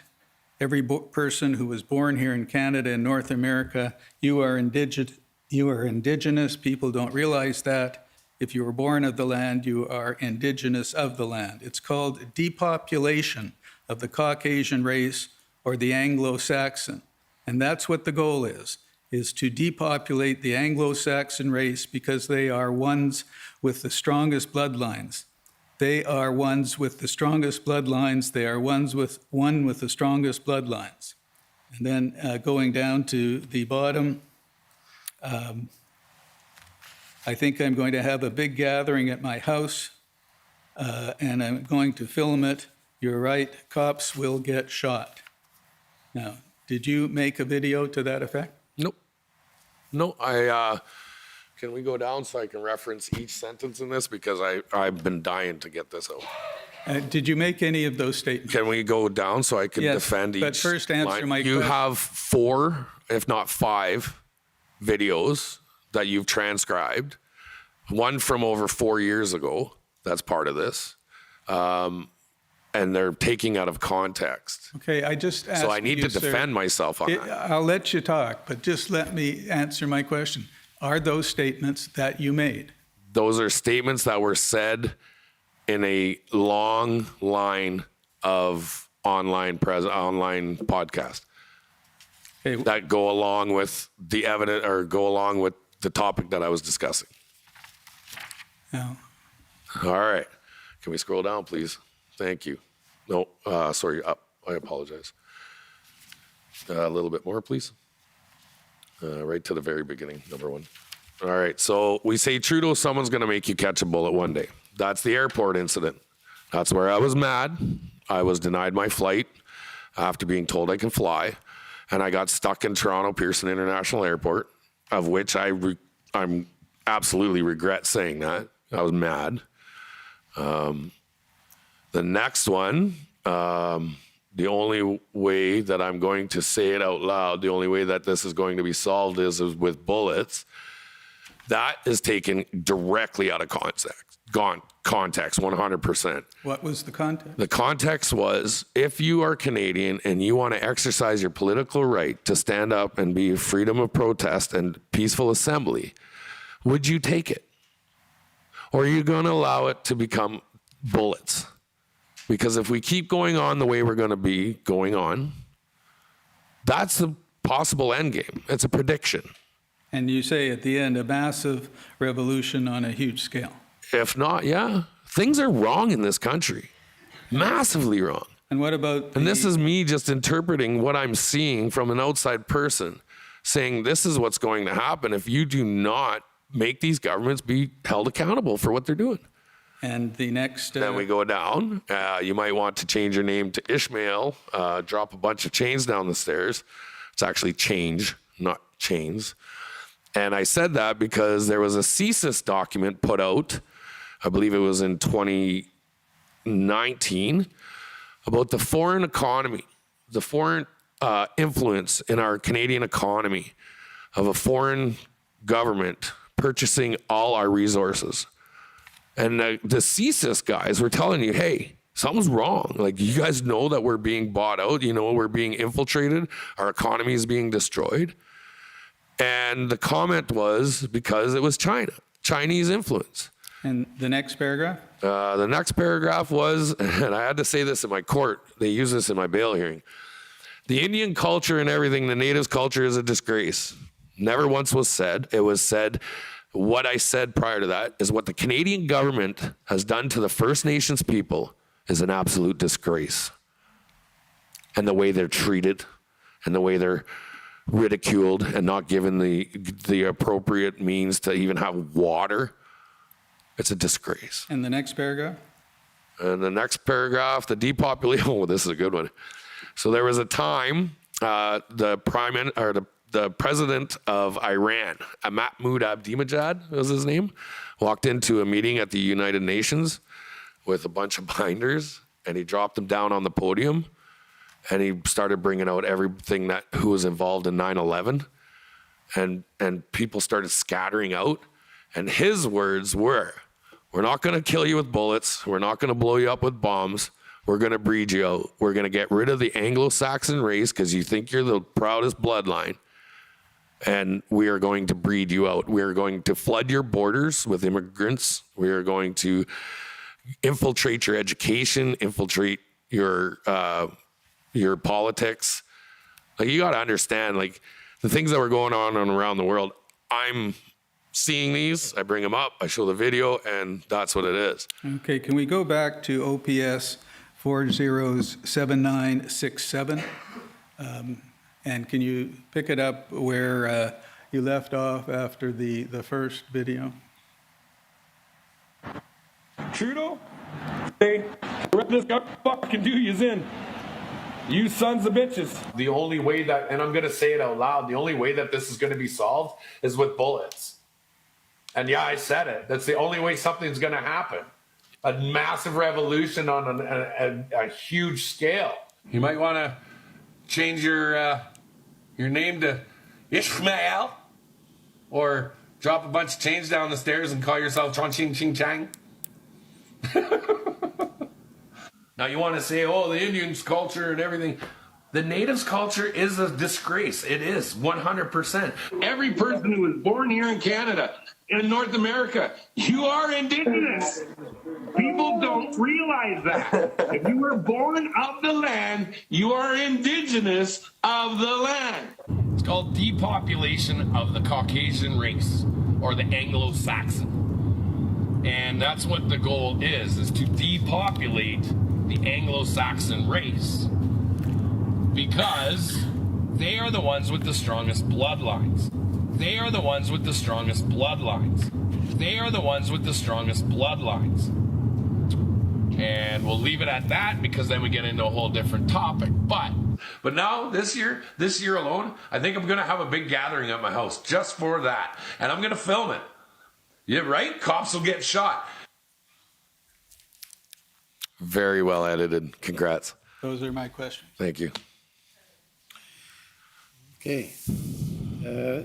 First, for cross-examination, the convoy organizers, please. Good evening, Mr. Commissioner. Bathsheba Vandenberg, Council for Freedom Corps and protesters. We have no questions for Mr. King. Thank you. Thank you.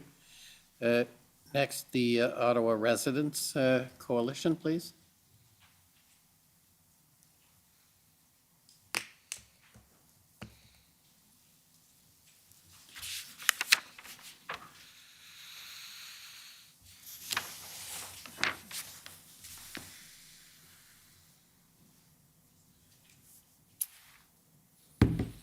Mr. King, my name is Paul Champ. I'm a lawyer for the Ottawa Coalition of Residents and Businesses of Ottawa.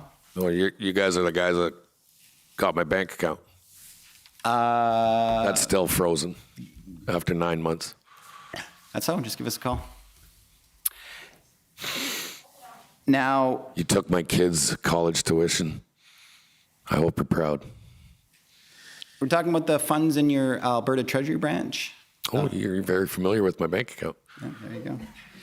How many e-transfers? proud. How many e-transfers did you get into that account, Mr. King? All of them. So people across Canada are donating for your child's education fund? That's what it was for? No. Okay. You were raising money for the Freedom Convoy trip, is that right? For myself.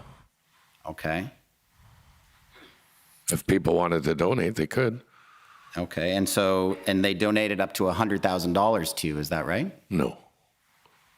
How much? I have no idea. You don't know. So you don't know if it was $100,000 or not? I have no idea. You got my bank accounts frozen. Okay, well, you can check the court records. You raised $100,000 for yourself. Wow. Then give me it back so I can live. No. I will ask you to be removed if this doesn't stop. You've been very good so far. Please. I'm sorry, sir. And I don't think you're helping. Just answer the questions and we'll get through Sure. this properly. This isn't supposed to be a show. It's supposed to be a questions and answers, and I realize you feel quite I apologize. strongly about things. I apologize. I did take that wrong. I apologize, Mr. King, Mr. Champ. Yeah, myself as well. Mr. King, I'd just like to ask you about the 2019 United Re-Roll convoy. You've told us that was a successful protest, is that right? 100%, yeah. It was. You organized a number of people, you and others, Mr. Carrot and others. You got a number of trucks together, including semi-truck trailers. You came across Canada. You got a lot of media all the way across Canada, came through Ottawa and generated a lot of attention to your issues, correct? Yeah. Yeah, a successful protest. 100%. Yeah, then the Even with Mr. Trudeau's involvement in the Freedom of Information, where he sent 2,000 anti-protesters to come slash our tires. Right. So for the Freedom Convoy protest in February, why did you stay for so long? Why? Yeah. Because I exercised my democratic right to freedom of peaceful protest and a freedom of assembly. Because I'm Canadian and I have that democratic right. Now, Mr. King, where did you said you stayed at the Holiday Inn, is that right? Yeah, for like 4 or 5 days, yeah. And then where did you stay? In Gatineau. Okay, that's what we had heard. Ms. Belton testified she thought you were staying in a hotel out of downtown. I guess the horns were getting to you downtown. Is that why you changed hotels? Not at all. Why did you change hotels? Because your community decided to pull the pin on lodgings and hotels for people, and we were told they were no longer going to allow us to rent a room because the community had basically told the hotels, if you support these guys and give them a room, you're going to be in a lot of trouble. And that's from the manager of the Holiday Inn who told me that. So I'm sorry, Mr. King, we can't give you another room. I said, that's fine, I get it, no problem. It sucks to be you guys because you're making a killing. And the money that you guys are generating from all of us being here is probably the best for you guys to recoup those funds after 2 years of being shut down. Why didn't you go to the Ark Hotel or the Sheraton Hotel or the Swiss Hotel? There was lots of rooms there. I didn't need a hotel. Okay. And who paid for your hotels while you were in Ottawa, Mr. King? Me. Pardon me? Me. With the donations that you got to make the trip? Sure. Okay. Are you speculating that or? No, I'm asking you. Oh. You're the person I'm asking. It the didn't sound question. like a question, that's all. It was a question, and Okay. are you answering yes? That's how you... Yeah, I paid for it. Sorry. You paid for it, so I apologize. You got donations to come here, and it's with those donations that you paid for the hotel rooms. Is that Yes. right? And there's other people who were supporters of you who you also assisted in getting funds to pay for their hotel rooms. So like in fairness, you were raising money to help others as well, correct? When I got money donated, I gave it away. Absolutely. And you were also working with Mr. Barber and the others about getting funds for other people that you helped bring to Ottawa, is that right? And what do you mean, like funds? Like to pay for hotels for other people who were supporters. Anybody who needed help or anybody who needed money, I was open. If you needed money, come talk to me, I would help you. And you would sometimes connect with Mr. Barber and Ms. Leach to see if they could assist funds as well, is that right? I barely saw Tamara and Chris. You communicated regularly with Mr. Barber throughout? Maybe text messages, yeah. Yeah, through text. I never saw them. Okay. They were busy, man. These guys were like, wow. What they had going on over there, you can have it. Did Mr. Barber or Ms. Leach ever talk to you about trying to get the truckers to lay off their horns? They asked me to see what I can do, and I said, yeah, I'll do what I can. And that's when I put the post out. I believe we had been threatened with some injunction or something. I still wasn't very familiar at the time, but they said, do what you can to get the guys to stop, and I did. I put out a post. I said, stop honking horns. And actually, as part of my evidence package, that there's 2 videos. One of the videos actually has me on the street on that evening on Wellington stating, listen, you wouldn't know, you have no idea where I'm at. And it was the most quietest, most eerie place because there was no more horns anymore. Now, with respect to the slow roll around the airport or to the airport, I take it that was just, it was your board, we heard that, but it was also a little bit of a message to the city of Ottawa, is that right? That the vehicles could move and move to other areas of the city if provoked? No. Why did you choose that day? Was it because the police had just done the raid at Coventry? No. You made it down to Coventry a number of times, is that right? Every day. Every day. You were a popular figure there, I gather? I wouldn't say popular. That's where I went and ate breakfast. And how you were there often. Do you know where the fuel was coming from into Coventry? From grateful patriots and Canadian citizens that were donating it. Sure, but can you give us any specific names of those grateful patriots? Joe Smith, number 1. I have no idea. You have no idea or you don't want to answer? I don't remember names. I meet people all day long, constantly. I don't remember names. If you have a specific person in particular that you want to give me his name, and I'll let you know if I know him or if I conversed with them. Are you talking the guys that got arrested after they were told they weren't going to be arrested, that were running fuel? You knew some of those guys? Yeah. You knew some of those guys personally? Yeah. Yeah, they were very upset. Well, look what you did. You told them we're not going to arrest, not you, sorry. They were told they weren't going to get arrested. Right. And then they left and they got pulled over down the road and got arrested or got charged, got a fine for whatever. And I remember that night because the OPS came in and tried to flex or whatever. And because these guys didn't know what was going on, they asked me to come down. And I said, I'm not coming down there. Not a chance. But I went down the next morning to make sure the calm, cool heads had prevailed. And on that morning, that's when the RCMP, Special Response Task Force, they were staying at the Marriott. And they came down, one of the officers came down to me, said, Pat, you're not hot mic'd or anything. And I said, no, I don't got nothing on. And, why? Who are you? And he introduced himself and he said, I just want you to know about last night. That wasn't our call. And I want you to know that the RCMP, we met with legal and lawyers and that we are not going to do this to you guys because they can't give us a justification of why we should be evicting you or arresting people. So I'm sorry for what happened last night. And I said, well, what do you mean by that? And he's like, well, we fought with lawyers to give us justification of why we should be arresting these people. They couldn't give us a clear answer.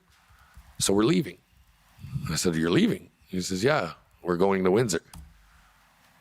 And they went to Windsor to break down whatever was happening at the border.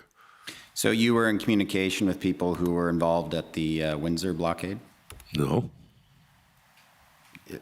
So you talked to people who The went to police Windsor? officer was leaving. Oh, the police, the OPP. Team So they're was going, they were leaving Ottawa. Right. Because the lawyers couldn't give them a justification of arresting people. Right. And they said, we're not going to break the law. Right. So they, whoever is in charge of them, sent them to Windsor. So the people who were got tickets that night and arrested were upset. You were upset by that, and that's one of the reasons why you organized the slow roll around the airport of Ottawa. Is that Not right? at all. No. What did you do because you were upset about that? I went and made sure everybody was calm and cool and everybody was understanding, like these guys got a job to do. Understand that, yeah, that was rude, that was ignorant, and just be more cautious when you're dealing with the police. Now, Mr. King, you obviously could not and did not know everyone who was in Ottawa during that protest, right? No, there was millions of people. Well, thousands anyway, for sure. Hundreds of thousands. Let's not undersell it. There was a lot of people here. We'll agree to disagree. There weren't hundreds of thousands, but it was a bit of a dangerous situation with all those people downtown. Would you agree? Dangerous in what way? Well, dangerous. You don't know what people might have in their trucks. You don't know what they might do. They're very upset. They're very angry.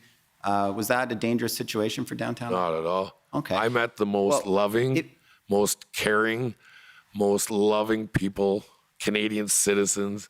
Everywhere you went, you were getting hugs, you were getting handshakes, and well, then nobody was violent. Why did you need security then yourself? It was so dangerous that you yourself needed security. Isn't that right? Because the liberal left trolls were threatening my life. Okay, so that was dangerous, right? For me.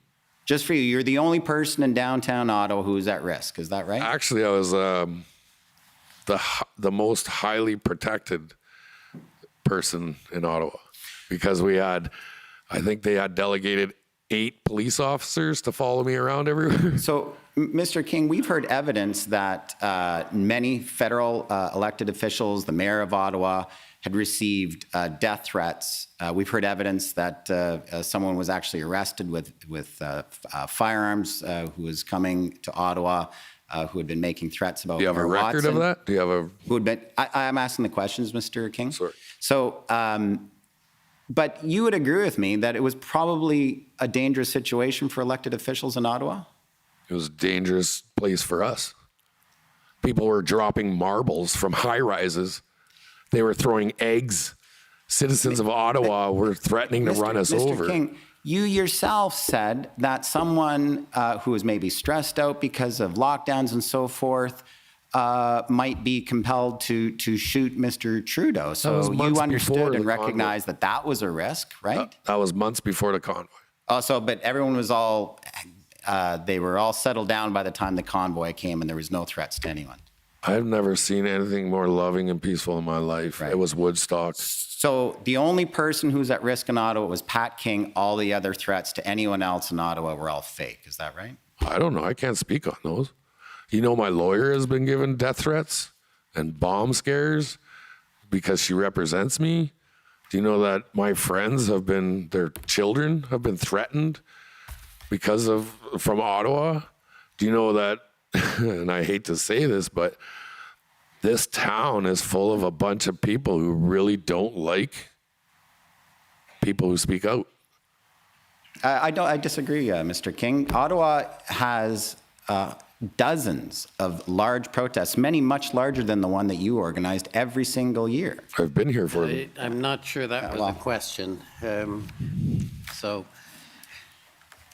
Well, Mr. Commissioner, can I just I'll ask? just note, Mr. Commissioner, I'll just note for the record that the people of Ottawa got one morning in this proceeding. We've had a week of all of these convoy organizers given a full platform to say whatever they want. The people in Ottawa respect the right to protest, and these folks are getting their time to say everything they want from the... Can I say one? Sorry. I'm sorry, I'm going to stop this. You'll get, yeah, hey, Please. could you ask, have him, I'm going to take a break while you remove the person. I'm sorry, sir. The commission's in recess. La commission est levée.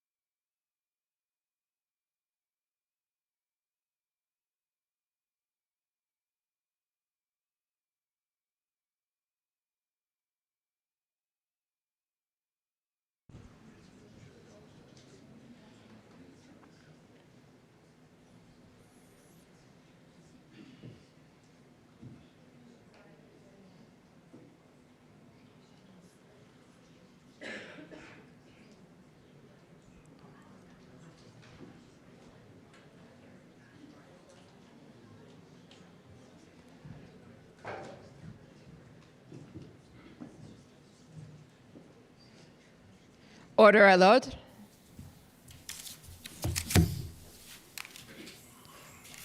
The commission is reconvened. La commission reprend. Okay.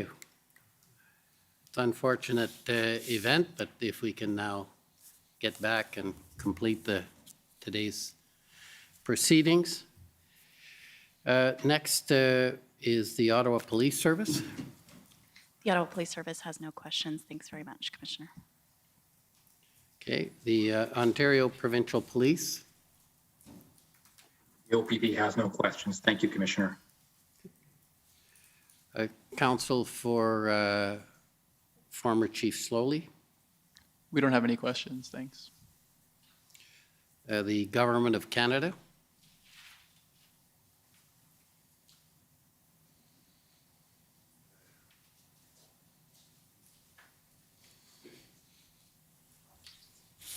Thank you, Commissioner. Mr. King, my name is Kathleen Tanner, and I'm counsel for the Government of Canada. I just have one short area of questions based on a video that had been played earlier for you. And it was a video that I believe had been recorded on February 12th after some information had come through about some pamphlets or some letters that had passed around to the drivers. And you had made a video recording telling other drivers that it was a lie, that it was fake news, to hold the ground, stand the line. And later on in that video, and if you'd like, we could bring it up or we could just walk through it. I understand that you referenced the information that's at stake there is a letter which mentions Miss Leach's name.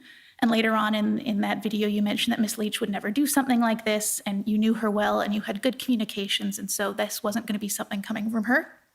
So my question is, did you have any meetings with the City of Ottawa while you were in Ottawa? No, I did not. And were you aware of any meetings that Miss Leach or other representatives of the convoy may have had with anybody from Ottawa? No, I tended to stay away from that. And prior to releasing this video, did you make any attempts to reach out to Miss Leach to confirm whether or not this letter may or may not be accurate? I may or may have, and I believe that we were all kind of confused. We didn't know if it was legitimate. So there was the initial, oh, like this is not a true statement. To they vetted the document, and then we rechanged their statement and said okay. So I guess my question is, and then earlier when you were speaking to my friend from Commission Counsel, you had said you were uncertain about the truthfulness of that document, and that's why you would release the video. Right, because I would assume that if these people are going to put these letters out and that they're coming from a delegated person that has like a high position, there would be a name or a signature or an emblem representing who it's from. And from my knowledge, we didn't know where it came from. So I guess that's my question is it a pattern for you to release videos like this without first confirming the authenticity of the information before I had a it? habit of that. I would act without knowledge. But there is an absolute disconnect between myself and their rooms that they had. And I acted alone. Okay, that's all my questions. Thank you, and thank you, Mr. Commissioner. Okay, thank you. Next is the CCLA.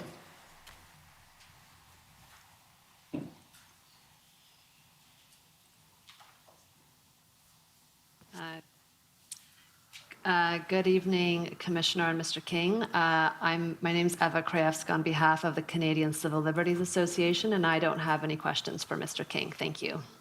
Thank you. Now the Democracy Fund or Citizens for Freedom. Mr. Commissioner, Antoine Dailly for Citizens for Freedom. No questions for this witness. Thank you. Thank you. Okay.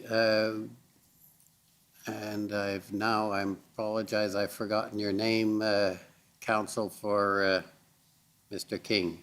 Any questions, anything that concerns you about the documentation or want to put to your client? Thank you. No, Natasha Calvino for Mr. King. I don't have any questions for the commission. Okay. Sorry, I forgot your name, so I apologize for that. Okay, any re-examination? Nope. Okay, well, that completes your evidence, Mr. King, and you're free to go. Can I ask for one thing? There's some evidence that I had given to the commission that needed to be brought out, that I would have appreciated that it got to the public and they got to see it. I think that should have been done when, I think, at the end of the examination. Now, I'm not sure at this point if there's something in particular you want to say, that, of course, go ahead, because it's, despite what some may say, we're just trying to get at the bottom of all of this. Yeah, absolutely, and I want to show the Canadian citizens in the light that they need to be shown, and how caring and compassionate towards the city of Ottawa we actually were, and how we looked. These videos will, like I said, what I've been shown as racist and all this stuff, and taken out of context. Nobody ever showed the positives. And that was the police officers who were right with us saying thank you. There was residents that were saying thank you. The community in a whole, the community of Ottawa that came together and respected us and understood that we hear you. I have nothing against the city of Ottawa. It's not who we're here to talk to. I understand that people were, I guess, felt that we were here targeting them. That wasn't the case. And to Ottawanians, to people who live here, to the city council members, to the police and all that, we weren't bad people, sir. We were Canadian citizens who, we've shown Canadian pride, and we're nice, and we're good people. We're good people. Well, if it's any consolation, there's been evidence about the various convoy participants on all these issues. There are more witnesses coming. We're just trying to put out a full picture. I'll weigh it all at the end, and the evidence will be there, and I'm going to make some findings and prepare a report. Thank you very much. But there are others coming. So with that, I will adjourn for the day. We have a big day tomorrow. There will be, I think it'll go a little later even than most. I hope we'll have no difficulties tomorrow, because that just slows up the process. But we'll be back tomorrow at 9:30. The commission is adjourned. La commission est adjournée.